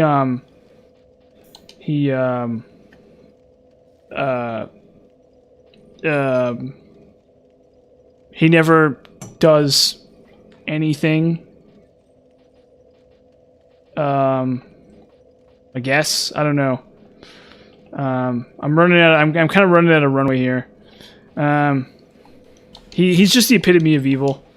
It's Miyazaki-san, as he demands that you call him. Very important that you call him Miyazaki-san and not something else, or he will be very angry with you. And you will find out what happens when Miyazaki-san is angry with you, because it's not good. There's a lot of pain involved, a lot of suffering, a lot of misery, a lot of just whatever, just anything and everything. You can't trust him at all. He's just completely untrustworthy. Just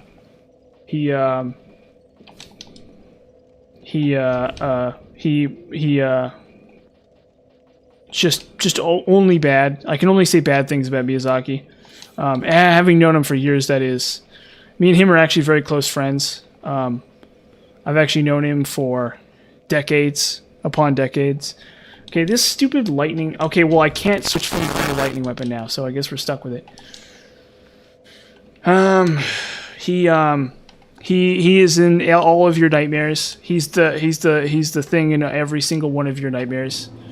He's the evil monster in all of your nightmares. Mr. Miyazaki.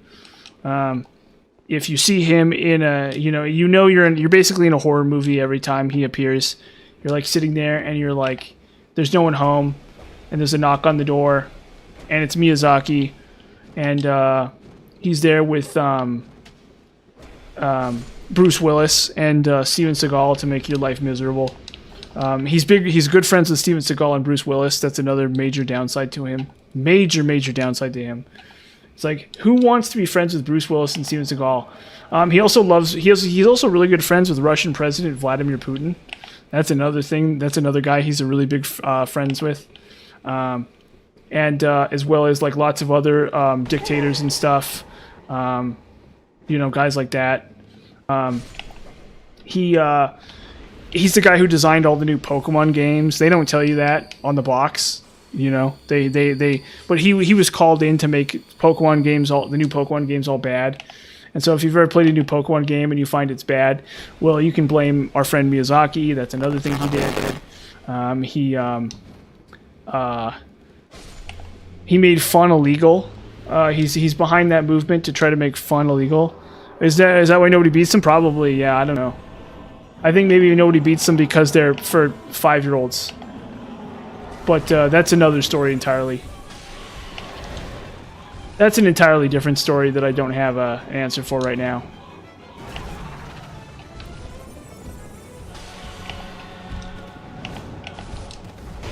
Ah, man.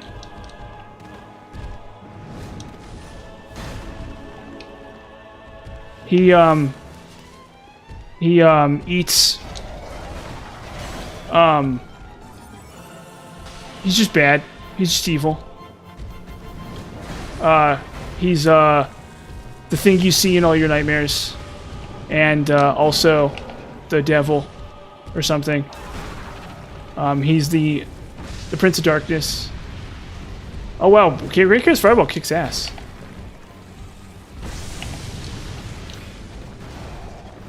What the heck? Great Chaos Fireball really kicks ass.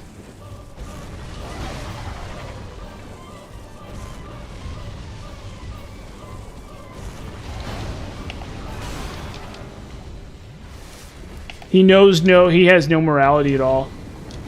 He's a fundamentally amoral creature, spawned from darkness. He loves eating ketchup right out of the packet for no reason, and drinking soy sauce too, as well as just all kinds of bad things for no reason. Shoot. He eats nothing but expired meat. You retracted that message about nobody beating about nobody beating Pokemon games?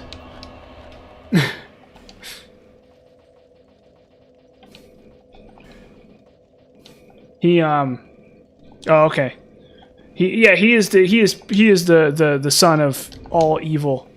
Miyazaki-san, the true enemy, the final boss. And so, but the thing about him is every time you beat one of his video games, his grip, his evil grip on the world weakens, and the power of good in the universe temporarily overpowers the evil of Miyazaki. So keep that in mind, everybody. Keep playing your Dark Souls games. Yeah, Miyazaki is everything. Miyazaki is the concept of evil incarnate. He's the thing that Alex Jones complains about all the time or whatever. When you're watching Alex Jones's thing and he's all like, and there's evil darkness or whatever from heck. It's Miyazaki. Which is why you gotta play all of his games. You gotta know, you gotta study up. You gotta learn. You gotta play, especially Dark Souls 2. Definitely. Especially Dark Souls 2. Yeah, everybody study up. Really, really learn. Learn the evil. Know it. Yeah, exactly. He is the dark. That's correct. You got it. You figured it out. That's a secret they don't want you to know. Because if people start figuring that out, then pretty soon there's going to be panic and chaos.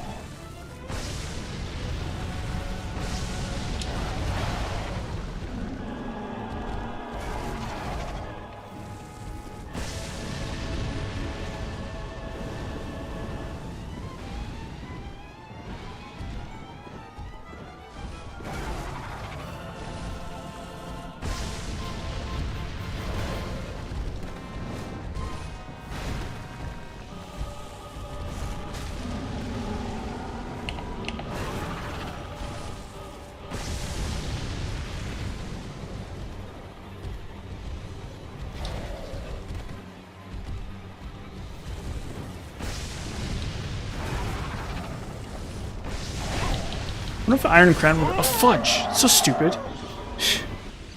Yeah, exactly. That's the Dark Soul. Yeah, so if you, when you fight Gale at the end of the game, that's actually Miyazaki in disguise. And it's the funny thing is Miyazaki did all of his own stunts too. So all the stuff where he's like flipping around and shooting out darkness or whatever, that's literally him. He literally did all of that. It's really impressive. Really, really impressive stunts. Lightning. And Sunken Crown. Old Iron King. We'll go Stamina too. I think this is enough. At least to winnow them really good. I can always switch to dark, back to dark if I wanted to.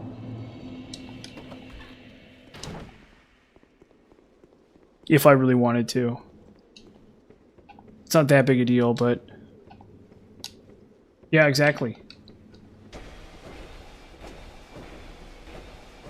Yeah, he is the evil Illuminati. That's Miyazaki. He is the Illuminati.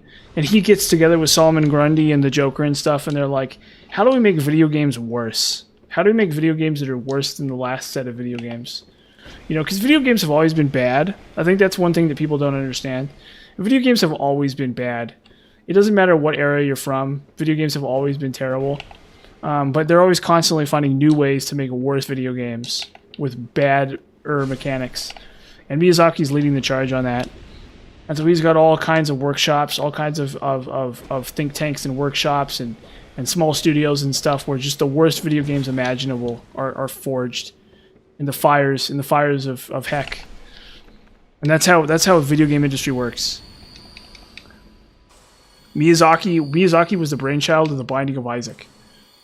Him and Elvis and Lincoln were there under the Antarctic ice. With Santa Claus cooking up Binding of Isaac. That was them.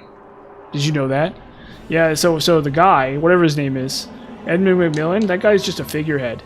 He's part of it, though. They're inducting him into the evil league of sorcerers that controls video games.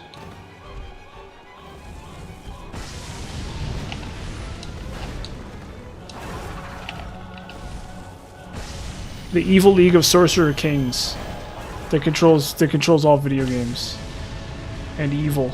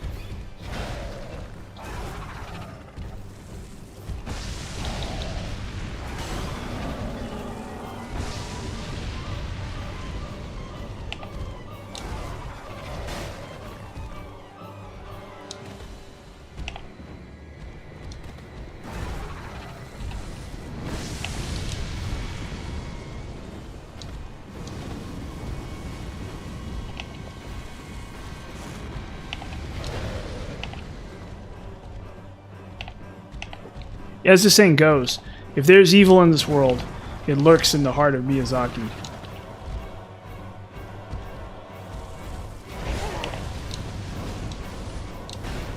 Oh god, I'm so stuck in this corner here.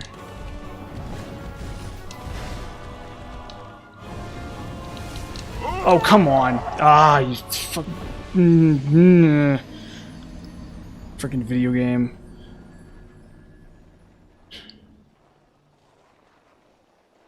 Yeah, Miyazaki's kind of like a gargoyle, that's for sure.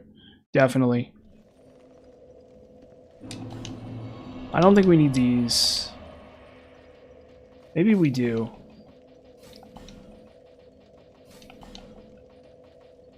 Soul Greatsword. Whatever. Let's do this. Take off the miracle thing. Or I guess what I could do... Man, no, let's keep doing it. Let's just do it. Let's do it. Oh, yeah. we'll go in this order. We'll go Great Chaos Fireball, and then burn the Soul Spears. And then... where is it? We'll put on Soul's Hat too. While we're at it.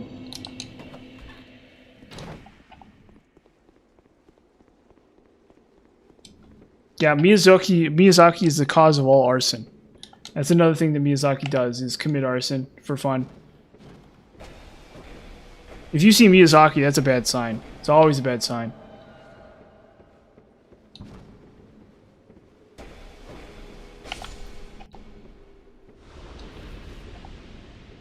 It means darkness is at play. Foul darkness. See, right now we're in the belly of the beast, gentlemen. Gentlemen and or ladies. We're in the belly of the beast here. This is the pinnacle of evil. Scholar of the Bald. Yeah, I'm bald too. I'm going bald. Definitely. Yeah, I think Miyazaki is the one who stole all my hair. That's another thing he does. He steals all your hair too. Yeah. Really common. That's another profound evil that he has worked over the world. Is my fading hairline, my rapidly receding hairline and balding head. Yeah, exactly. That's exactly what's going on. Now you get it. You absolutely get it. You 100% understand what I'm talking about. It's like, before Miyazaki, I had hair.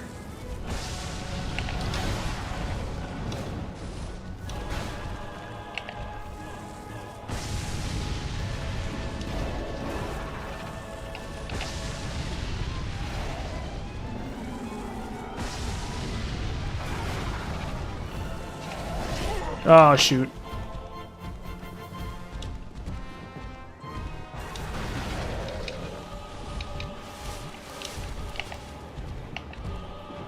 This boss isn't really that hard. You just have to do it correctly.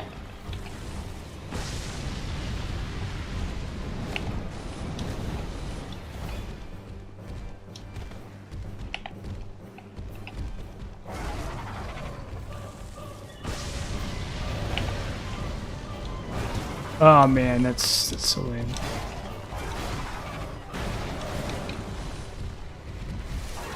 Fudge.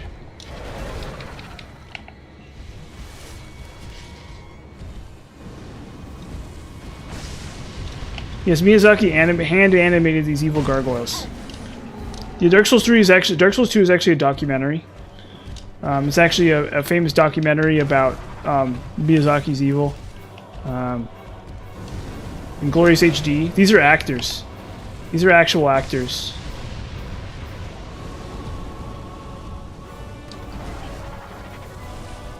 Have you ever heard the song Beware by Death Grips? It's about Miyazaki.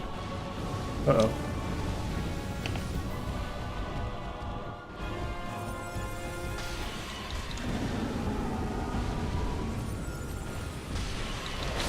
Oh, come on. Come on. Come on. Let him play, ref. Jeez. Ugh. Let him play, ref. Come on. Come on, game.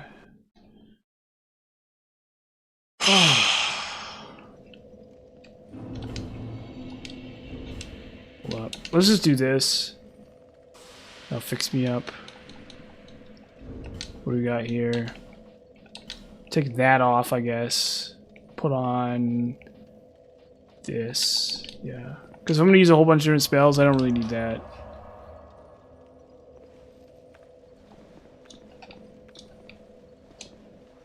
Yeah, that ref, I'm telling you. He needs to watch the instant playback. And not adjudicate against my favor. For sure. That's for sure.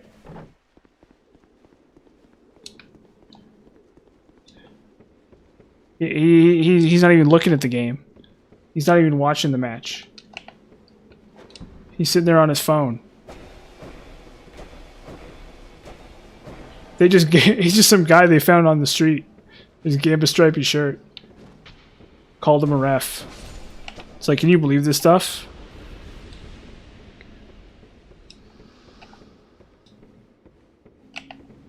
They literally just found some random guy.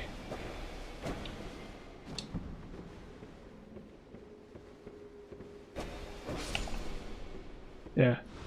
Well, I'm not. You know, I don't know. You could be the ref for this game for sure. Anyone could be the ref for this game. You could be blind and you could be the ref for this game. They could find a blind guy to ref this game. Evidently. The game, because considering the game just cheats me over and over and over again, just rips me off time and time again. Just constantly, and then the ref just does nothing. You know, they're sitting there hitting me in my neck and stuff. You know, these gargoyles. They're insulting me personally. I just got to sit here and put up with it. Can you believe that?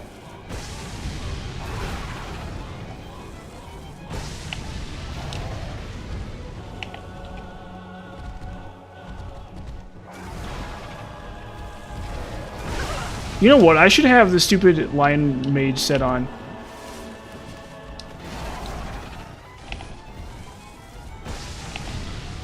If I'm really gonna do this, I should just straight up have Lion Mage armor on. Because this boss isn't worth that many souls. I'm only losing like 20% or something anyway. Or it's like 30%. That was really good though.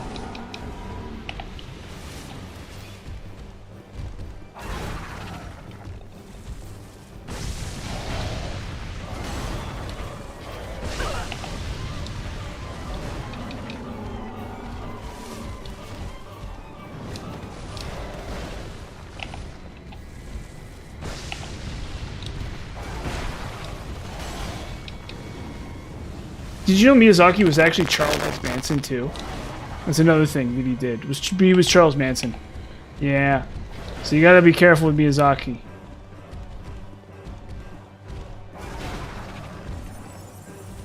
Jack the Ripper too. That's another thing he was. Most unsolved murders were caused by Miyazaki.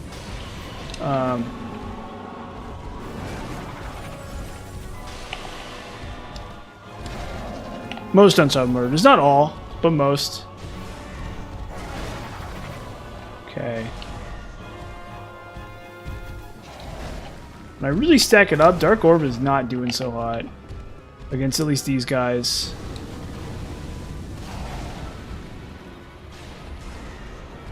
Although it does come out fast, definitely.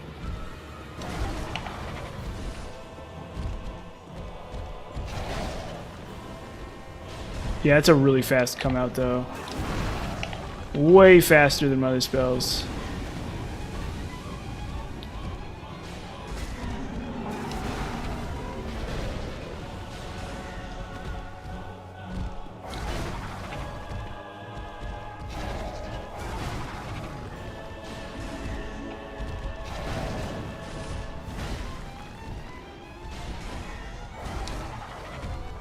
Ring of Steel Protection is really the GOAT here too.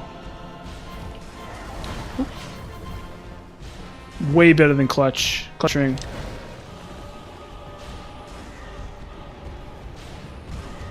Now I'm just eating it for lunch.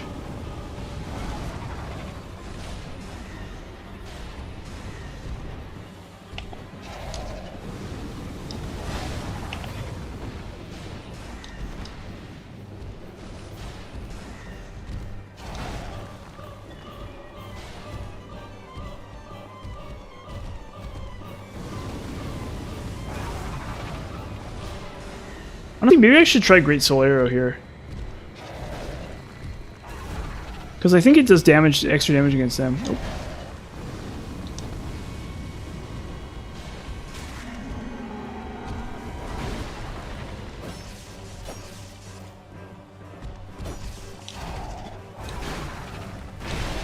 Oh, wow. Okay, no, we stick to the plan. We stick to the plan here. I'm not going to melee them for that. I'm not changing it up right before the end here. Boom. What was that you were saying? Yeah, I heard that. 500. Yeah, give me the souls back. Exactly. Finally, a ref who knows what he's talking about. Finally, a ref who gets it. A ref who understands what my team has been going through all game. A ref who gets it. It's like, yeah, that hitbox wasn't fair. Here's your souls back and your humanity too. And also the boss dies. These are the kind of refs we really need. We really need working for the system. Okay, now, oh.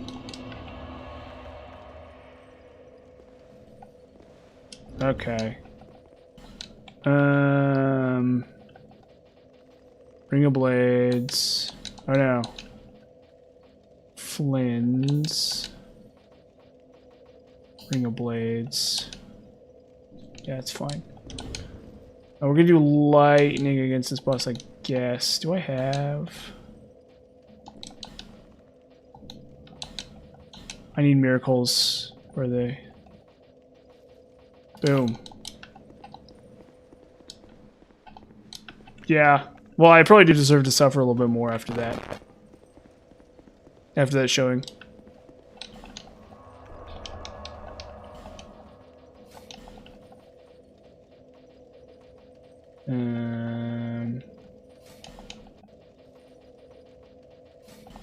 We'll just go Dark Weapon for now. Or no, we'll go Sunlight Blade.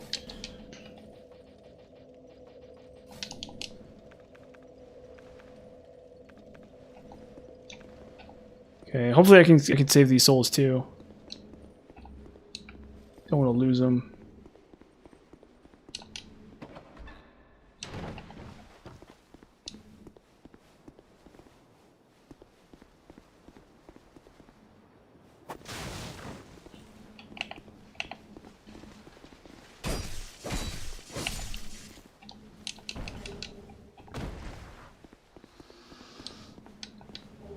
Yeah, hopefully I'll get... I need to get a new controller before the end of Dark Souls 2.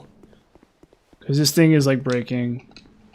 I only paid like 40 bucks for it. And I just... Obviously I run these things into the ground.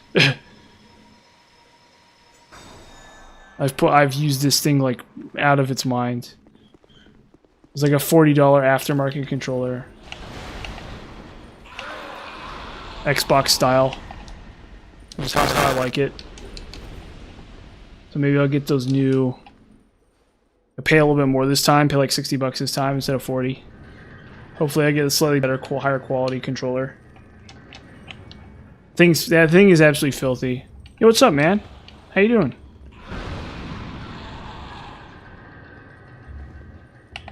You like some Dark Souls too?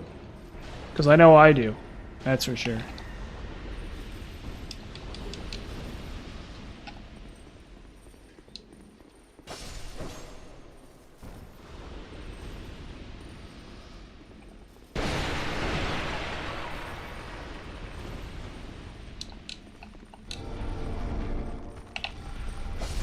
Oh.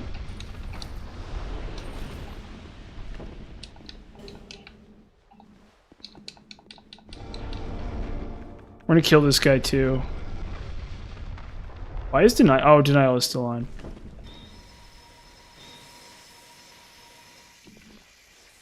Come here. Give me my Twinkling Titanite.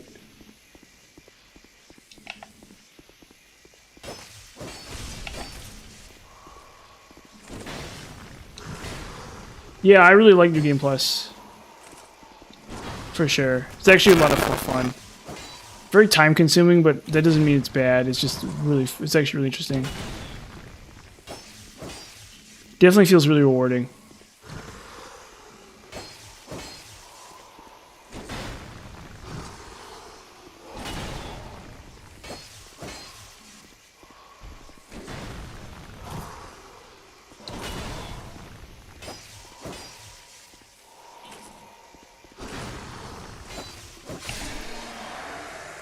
We need this. We need the Twinkling Titanite. It's really not that important, but it's kind of nice. Because we're going to funnel into Havel's equipment.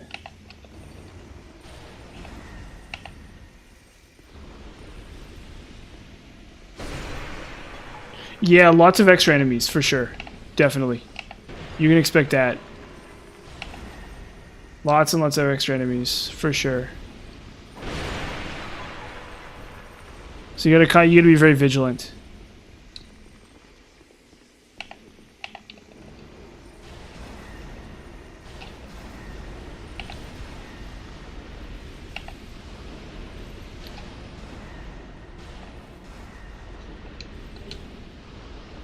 Okay. Oh, why don't I have a stupid thing? What did I do wrong? Why don't I have a thing? Why don't I have a thing? Why don't I have a thing? What happened to my thing? Why don't I have it? I gotta go back to Malentia because I forgot to talk to Malentia. That's what happened. I forgot to talk to Malentia, so I don't have Malentia's branch. So ordinarily in that spot and run, I would have Malentia's branch, and I would use Malentia's branch, and then I would unpetrify Strayed because I have to unpetrify Strayed for this run because I need one of the items he sells for testing purposes. Ugh, just ridiculous.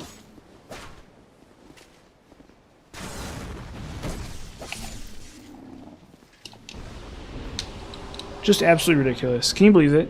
Can anyone believe it? I can't even. So I gotta go talk to Malentia right now. Actually, I could probably level up right now.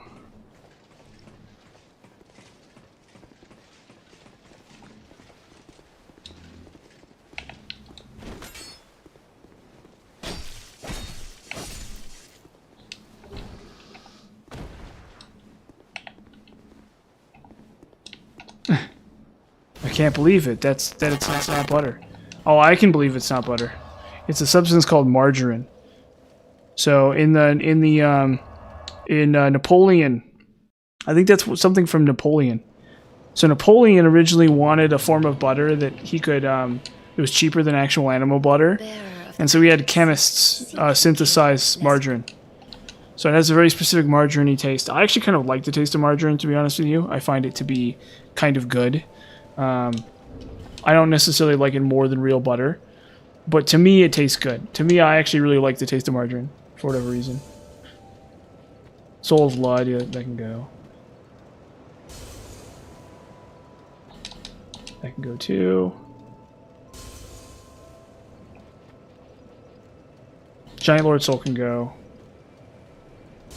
There we go. Bear. I actually really like I really like margarine. Actually, it's kind of weird, but I don't think I'd ever use it to cook personally. Well, maybe I would actually. I need to look into margarine actually. Now that I think about it, I need to look at what's in margarine. Bear. Oh. I'm gonna level up, and then I'm still not gonna have enough to buy the branch. What a fool I am. Let's look that up. What's in margarine?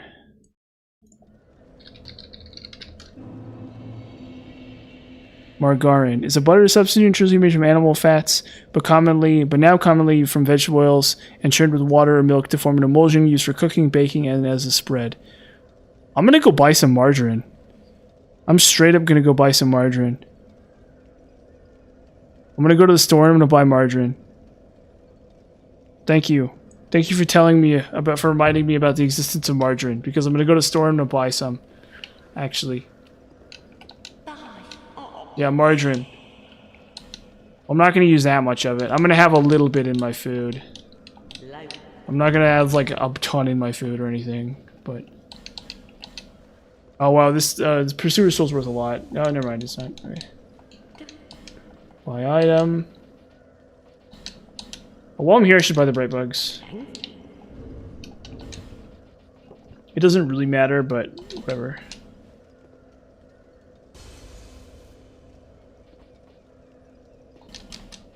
Don't need those. I already have the weapon.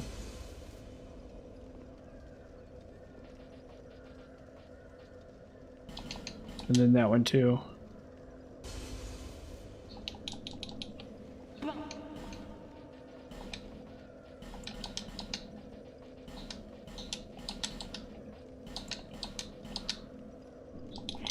Okay. Oh, we need to talk to her.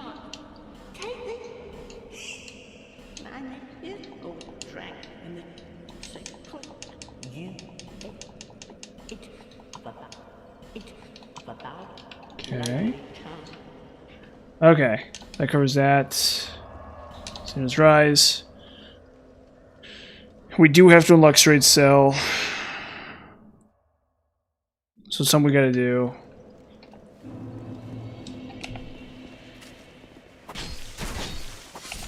Doesn't stagger in one hit. Okay, that's awesome. But we knocked him out at least.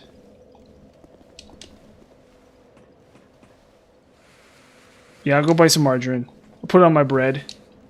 Usually I put peanut butter on my bread, which is really good. Real tasty. Well, maybe I'll put some margarine just to mix it up. I don't eat meat, so usually I don't eat butter. So, but maybe some margarine's in order.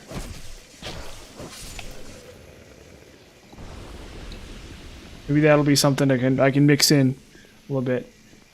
Add a little bit to my food or something. Usually I add some interesting stuff to my food.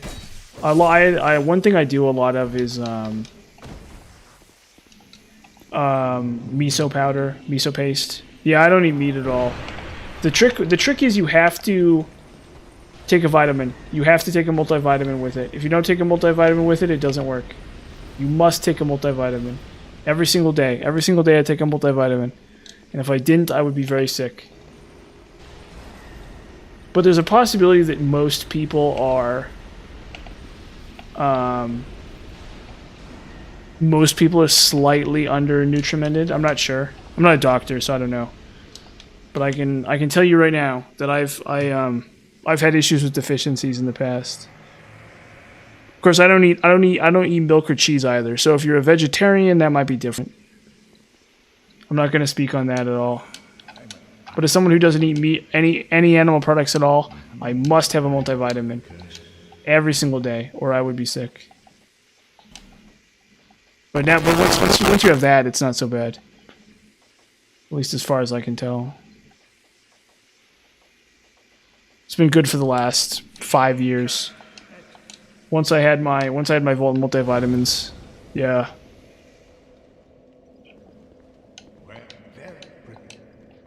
We need to trade.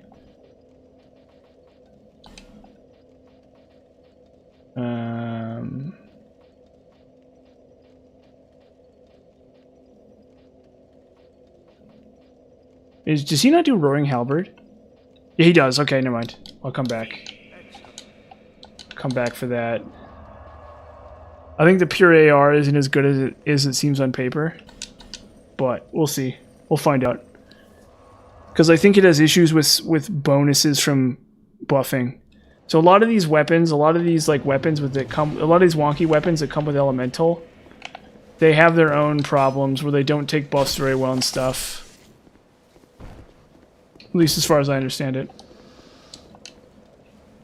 So you gotta be careful. You gotta be careful with a lot of those weapons that they don't take buffs very well.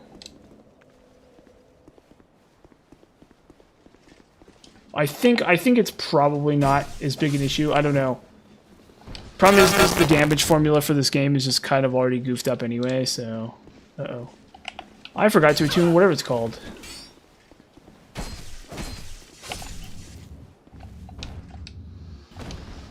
Except licorice. That's fair. That's valid. I'm not a huge fan of licorice myself. But keep in mind, I didn't really grow up with it. So there's some people, especially in certain countries, where you grow up with it, and so it's a lot better for them. But if you're not me, or if you don't grow up with it, it's bad. And so it's like I ate it a few times when I was a kid and stuff, but that's like it. I never found it good. Oof. But yeah, in Scandinavia and stuff, and in places like Norway and Sweden, it's very common. Very common in those countries, for whatever reason. So, but if you're not from one of those countries, obviously, it's not really a part of your childhood, so you probably don't really like it.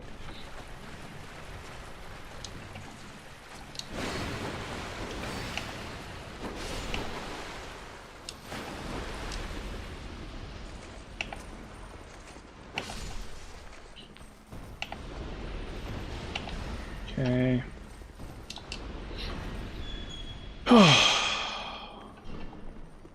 Dude, I'm starting to really work this game over. I am really starting to work this game over. Holy heck. This has been, I think maybe people, I think I've gotten too good at this game. It's getting like almost like predetermined. Put the ice rapier away. No, I need the ice rapier. Yeah, okay, fine. You know what? Unbeatable sheep? You know what, Unbeatable sheep? You got me, okay? You know what? Let's put the ice rapier away. Maybe you're right. Let's play with some other weapons. Let's give some other weapons their fair shake. Like this stupid thing. Let's play around with this stupid thing for a minute. Uh-oh. Oh, God. Well, that was a bad idea. That was a really bad idea.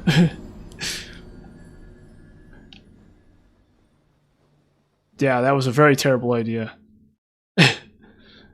It's one of those things where my setup for the situation is so specific. Let's try it. Let's at least mess around with it for a minute. It's not even really that impressive when I do it right.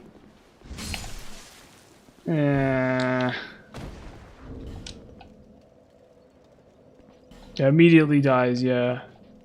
Instantly, instant death. This area is like actually too cringe for me to use. For me to not use Ice Rapier, I'm sorry. This area is like, cause like it's gonna clank against walls and stuff. I can't use any other weapon.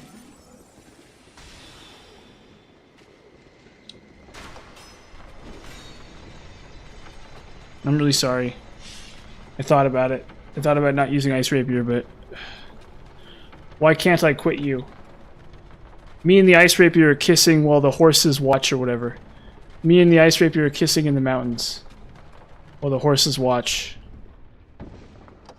It is. I agree with that.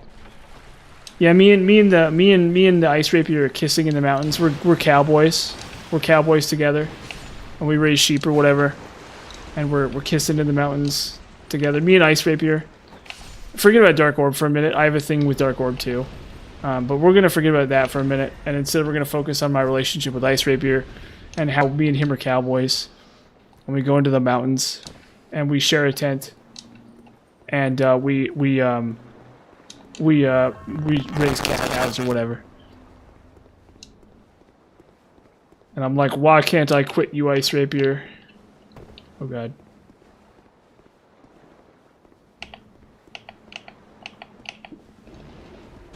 And then one day one of the townsfolk sees me and the Ice Rapier together. It's scandalous. Because everyone's like, lol noob, uses noob item. Uses noob weapon. And I'm like, yes. And then I march in the noob parade. That season, that summer. I march in me and the Ice Rapier march in the noob parade. And you have lots of noob stuff. You got, people with rocket launchers from Call of Duty games, I guess. People playing like Garen in League of Legends. Whatever the weapon is in Dark Souls 1. For that game. People using Great Club in Dark Souls 1. People using Sellsworth's Twin Blades in Dark Souls 3. Yeah. The noob parade. For sure. We're here, we're noobs. Get used to it.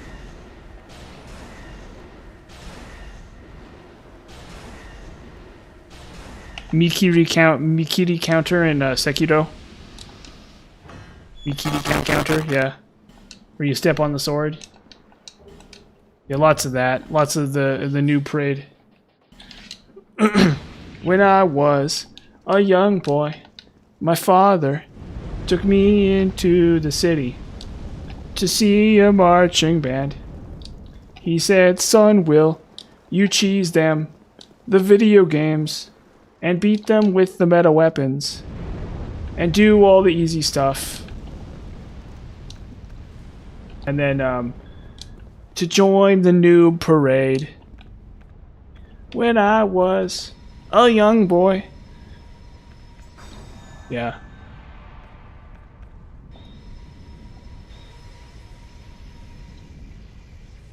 And that's how I became a noob.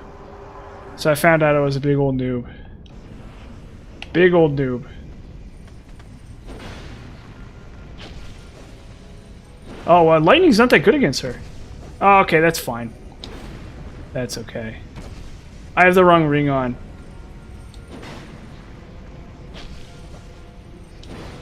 Lightning is actually really good against her. I'm doing like 100 more damage than I should. Than I would, or than I would with another element, probably.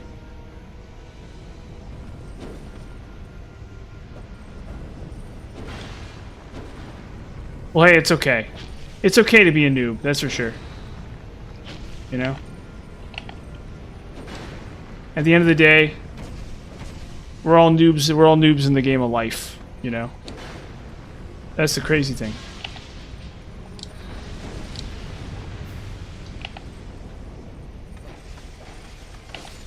Oh, no. You fool. Oh, man.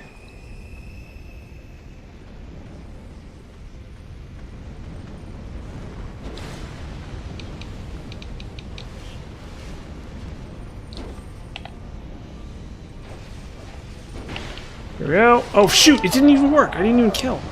Ah, it's so lame.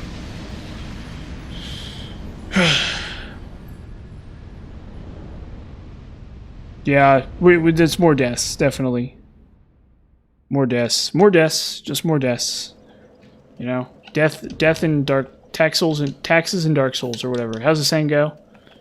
Death in Dark Souls. Taxes in Dark Souls, whatever.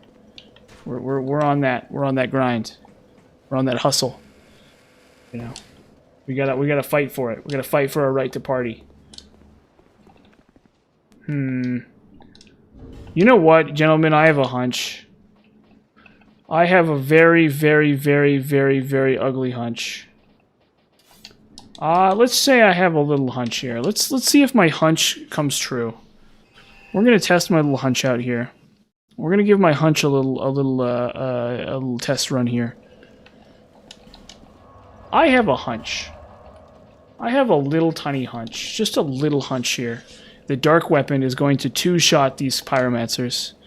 I have just a little tiny hunch. The dark weapon is going to two-shot these pyromancers. And so I'm going to do less damage to the boss. Yeah, and a lot of the... Yeah. Well, I kind of dabbed on her last time. I actually sort of dabbed on her this last time. It was really weird. It wasn't like that big a dab, but I did pretty good on her last time, actually, so... I think we're kind of out of the woods with that boss, and I'm gonna magic infuse my weapon, and we're gonna hardcore it. I'll bright bug even, whatever. I'll do whatever.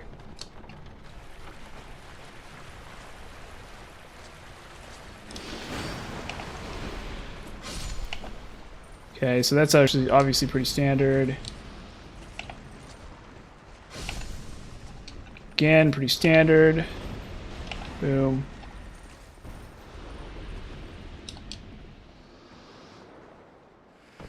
Dark Souls and taxes. That's how the saying goes.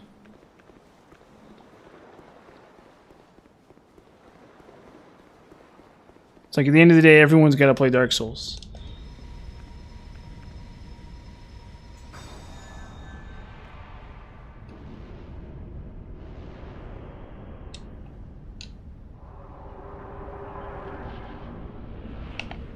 Okay, this is not going to work, but we're going to pretend like it might anyway. Oh, game's eating my inputs. Or his controller's bad. Okay, that's way less damage. Yeah, it's way less damage. So she's pretty resistant to dark, I take it.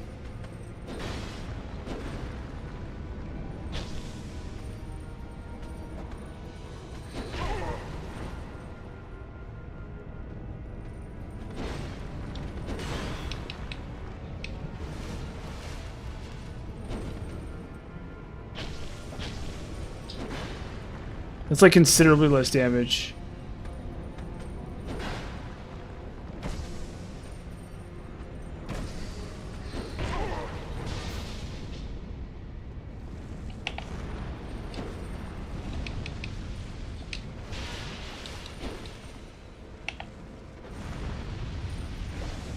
Oh wow, I'm okay, I'm just wrong. I'm just straight up wrong. I thought maybe they were really resistant to lightning or something, but no. This is not true. Yes, it's actually really weird that this boss is like one of the hardest pre-DLC bosses, just because of these dumb enemies. Oh shoot! Oh wow, I survived. Never mind, we win. As long as I can just not get boinked by this boss. Oh shoot! Ah, this boss is so bad. No windows to heal on this boss. That's the other problem with this boss. Boss is like very unforgiving. Okay, it's about the same actually. The damage is about the same, I think. Come on, you scumbag.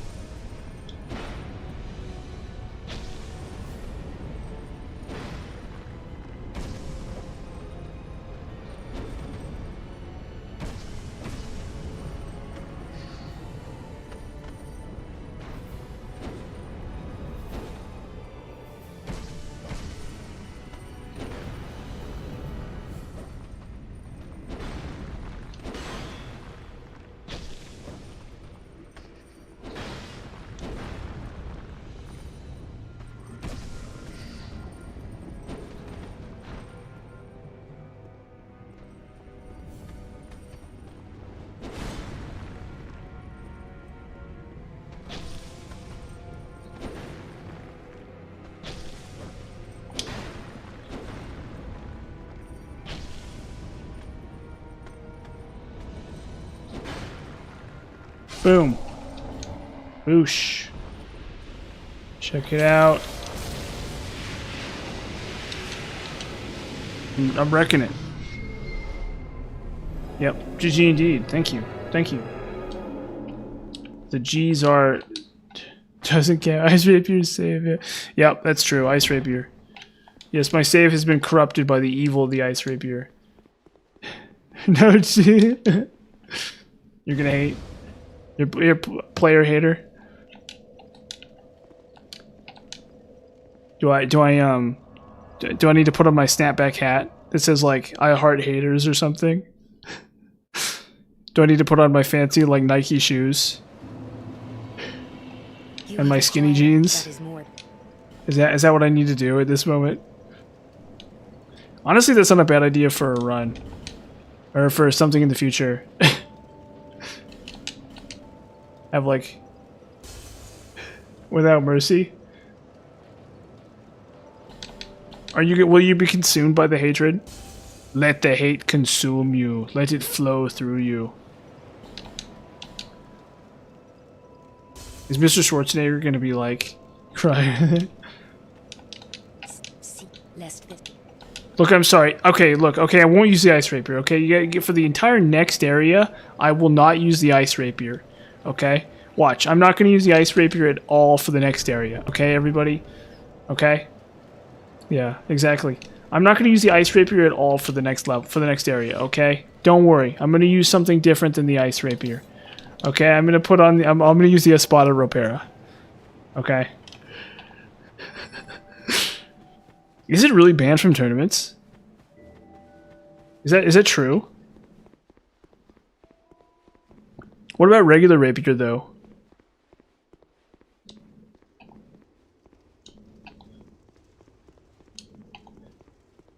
No, it's actually really good. It's actually really busted. I used it against Ludden Zalin, too. It's actually really, really good. It's actually also very good. I 100% use it against Ludden Zalin. And the reason why is because it's more durable than a normal Rapier. Well, no, they do. They do stuff like that actually. Oh, okay, you're joking. That's fine. But no, I actually participated in a Dark Souls 3 event, like 2 weeks ago. It was actually really fun. And there's some guy named Blue Thunder Souls or something is going to do a video, and we lost in the first round. Me and my partner lost in the first round. Yeah, okay, use ladle. Yeah. You laugh, but we're gonna try mundane out at some point. Mundane is happening. We're absolutely going to try Mundane on this cycle. Mundane is 100% happening. So get ready. Everybody get your Pog Champs ready, because Mundane is happening. Mundane is 100% happening. Oh. Oh yeah, Espada Repairs, yeah. I love Espada Repairs. Really cool weapons. Really, really cool weapons, actually. And this boss is easy enough. I can do Fire Infusion. It's no big deal.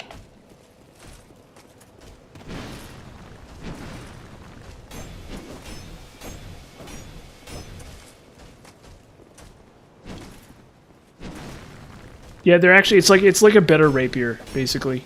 Or it's like a really durable rapier. Like a rapier that doesn't break. So for first phase, for the first phase of Ludden, because you know how when you do Ludden's Allen, you want to pick one of them off, right? So I used the Ice Rapier for that because Ludden's Allen can be bled, I think, right? Because you want the bleed damage. And then for the second phase of Ludden's Allen, for once the Ice Rapier broke, I switched to Espada Ropera. Just because it's super durable.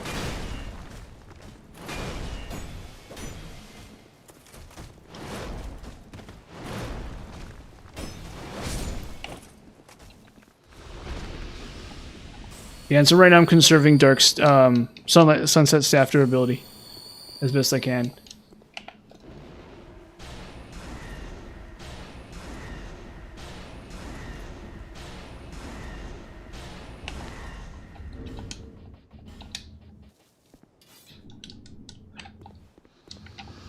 Iron Keep relieves you reeling from decimated dreams. Use something, then the hate will fill your soul. So dark infuse and take it back. The dark orb in the streaks. We carry on. We carry on. And though we die every time. We die like 100 times a run or whatever. We care. I see it. I'm really. This is like the worst parody song I've done so far. Dark Souls 2, Welcome to the Black Parade. Welcome to the Hex Parade. Yeah, there you go. That's pretty good.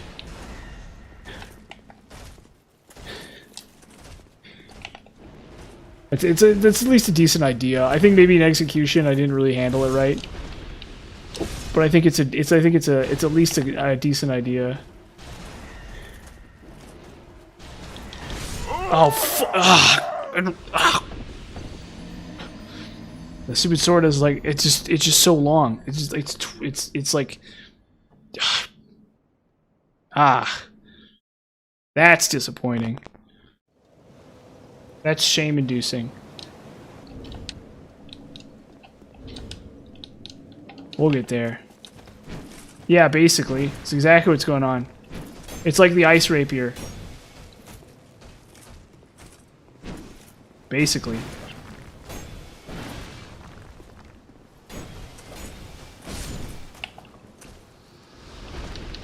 It really is just too long for me to deal with. Absolutely. There's no way around it. I gotta just admit it.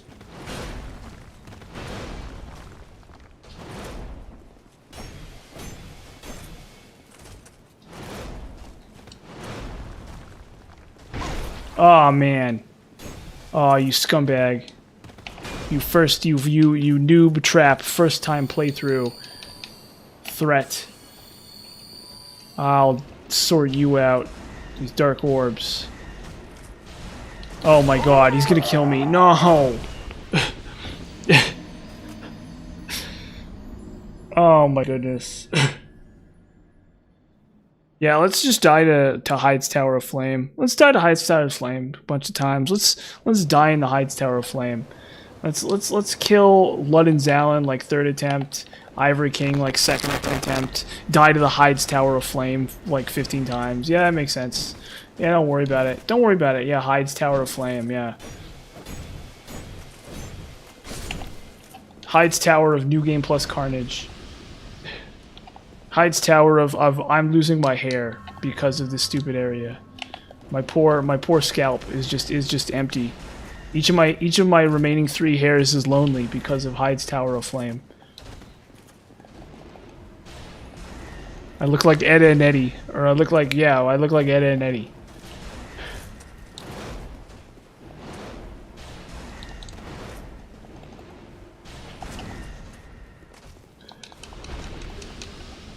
There's Pale Stone. That's actually pretty cool. The Pale Stone. Not that it's going to be useful at this point, but...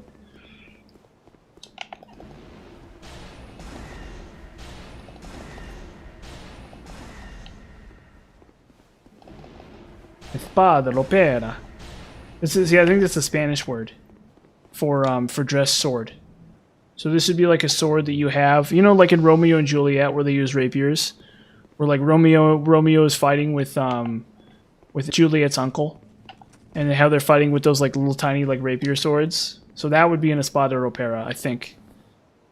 Espada Ropera. So espada meaning spade, and in this case, I guess sword, and then ropera referring to like fine clothing. So you'd put that in the nice Castilian accent or whatever. I'm not really an expert on Spanish or anything. In fact, I don't know Spanish at all. Espada ropera. Molto bene. That's Italian, I think. Espada ropera. Alhambra. It's like a castle in Spain called the Alhambra. I think that's actually, I think that was made by the Moors, actually, so I think it's not even really Spanish, technically.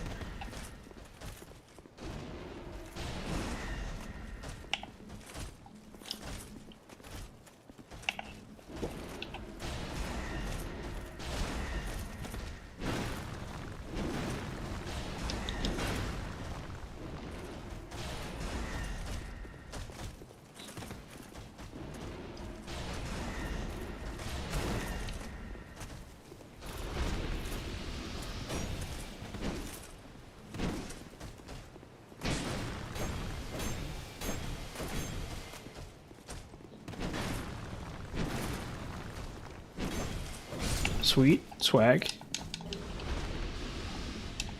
Delicious. Yeah, I'm sorry for dying, everybody, but don't worry. We'll kill this boss. We'll get this boss. And then this cycle, like I said, we're gonna try mundane this cycle too. We're gonna see if mundane is like secret tech, but we're gonna have to wait a bit because I need to get a few soul vessels here. So I got Melentia. I need to get Carillion. Yeah, so I need to do Carillion and I need to do Rosabeth and Melfia.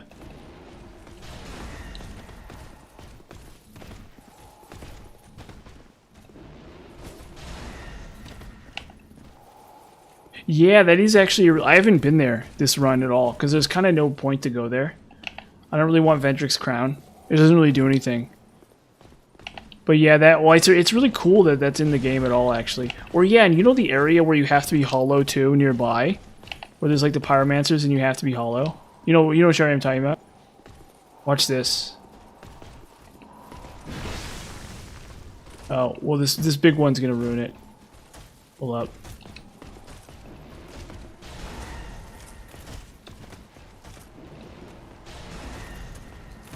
Yeah, well, because you lose the blessing, which I kind of wish you didn't lose the blessing. So that'd be really convenient for me. But I guess it still means that humanity has value, so it's like whatever. So I guess for that purpose alone, it's fine.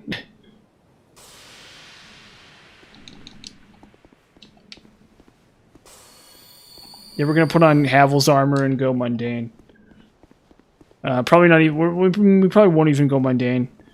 But we're gonna test it out. We're gonna test out Havel's armor and mundane. Well, we're gonna try mundane too. Yeah.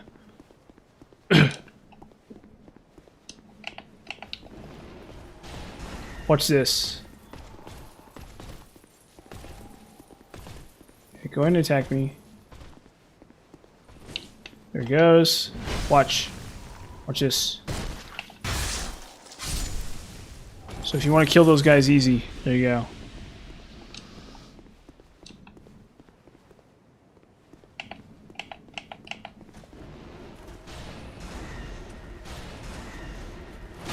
Oh my god.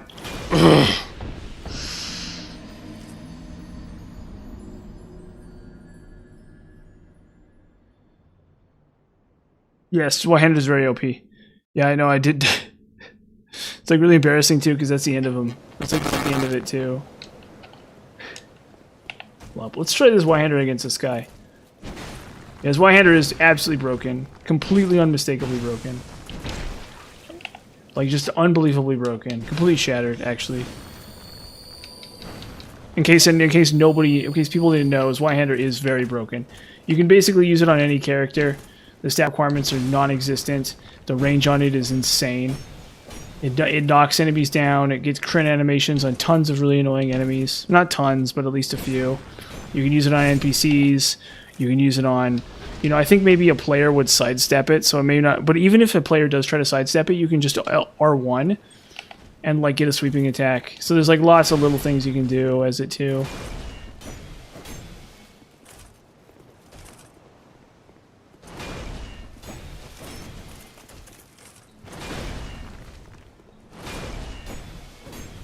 I was kind of hoping to kill this boss before I ended stream, but I think that's just a pipe dream. I think I need to just call it right now. Come back with fresh hands tomorrow.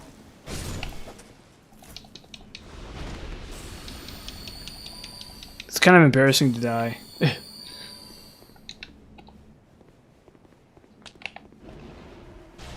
Boom.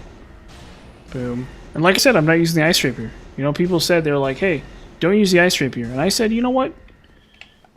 You're on. So now I'm using the Espada Ropera. You know? So, that's true. Yeah, but I'm gonna call stream in like 1 second. We're gonna kill this one last guy.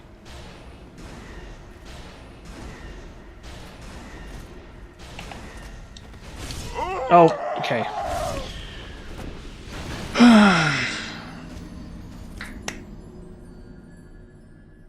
This is like more dangerous than most of the bosses. You know what? Let's try one other thing. If I'm gonna just it's like I'm just I don't know what it is. Yeah, I guess I don't know. I just forgot how to play this game. It's like the episode of SpongeBob where he forgets how to make the Krabby Patty. He just like forgets how to make the Krabby Patty for some reason. He's like, meh, and he forgets how to make the crab. You know what? Actually, that's actually what's going on. You know what? I'm joking about that, but I'm literally not even denialed. Why am I not denialed? What possible excuse could I have to not be denialed here? Unless I just absolutely have to not be denialed. What possible excuse do I have? Let's try this though. I'm gonna try this. Oh yeah, magic's bad against him. Okay, I forgot. You need dark. What excuse do I have not to be denialed here? Oh, wrong one. Okay, I'm gonna end stream. I think I'm just tired. Yeah, thanks, dude. Yeah, I'll stream tomorrow night. There will be no stream. So if you want more, I got more tomorrow night. There will not be a stream on Friday. There will not, under any circumstances, be a stream on Friday. I'm volunteering, but there'll probably be a stream on Saturday. I have no reason to not have a stream on Saturday. Next week there won't be a stream sometime early. So probably sometime like a Tuesday, Wednesday, something like that. There won't be a stream, but I'll call it out when it happens, because I'm gonna go see a movie or something. I'll take another day off sometime next week. But anyways, thanks everybody for watching. It's been a lot of fun. I do love streaming very much, and it's always good to have people in the chat and stuff like that. Really awesome. So thank you everybody for showing up. It's been fun. And we're closing in on the end of this run. Yeah, we're closing in really fast on the end of these runs. It's only 2 more cycles. So for every boss I've killed once in this run already, we only have 1 more death to go, or 1 more kill of that boss to go. And then at some point I'll do a guide for the whole thing. But anyways, thank you very much.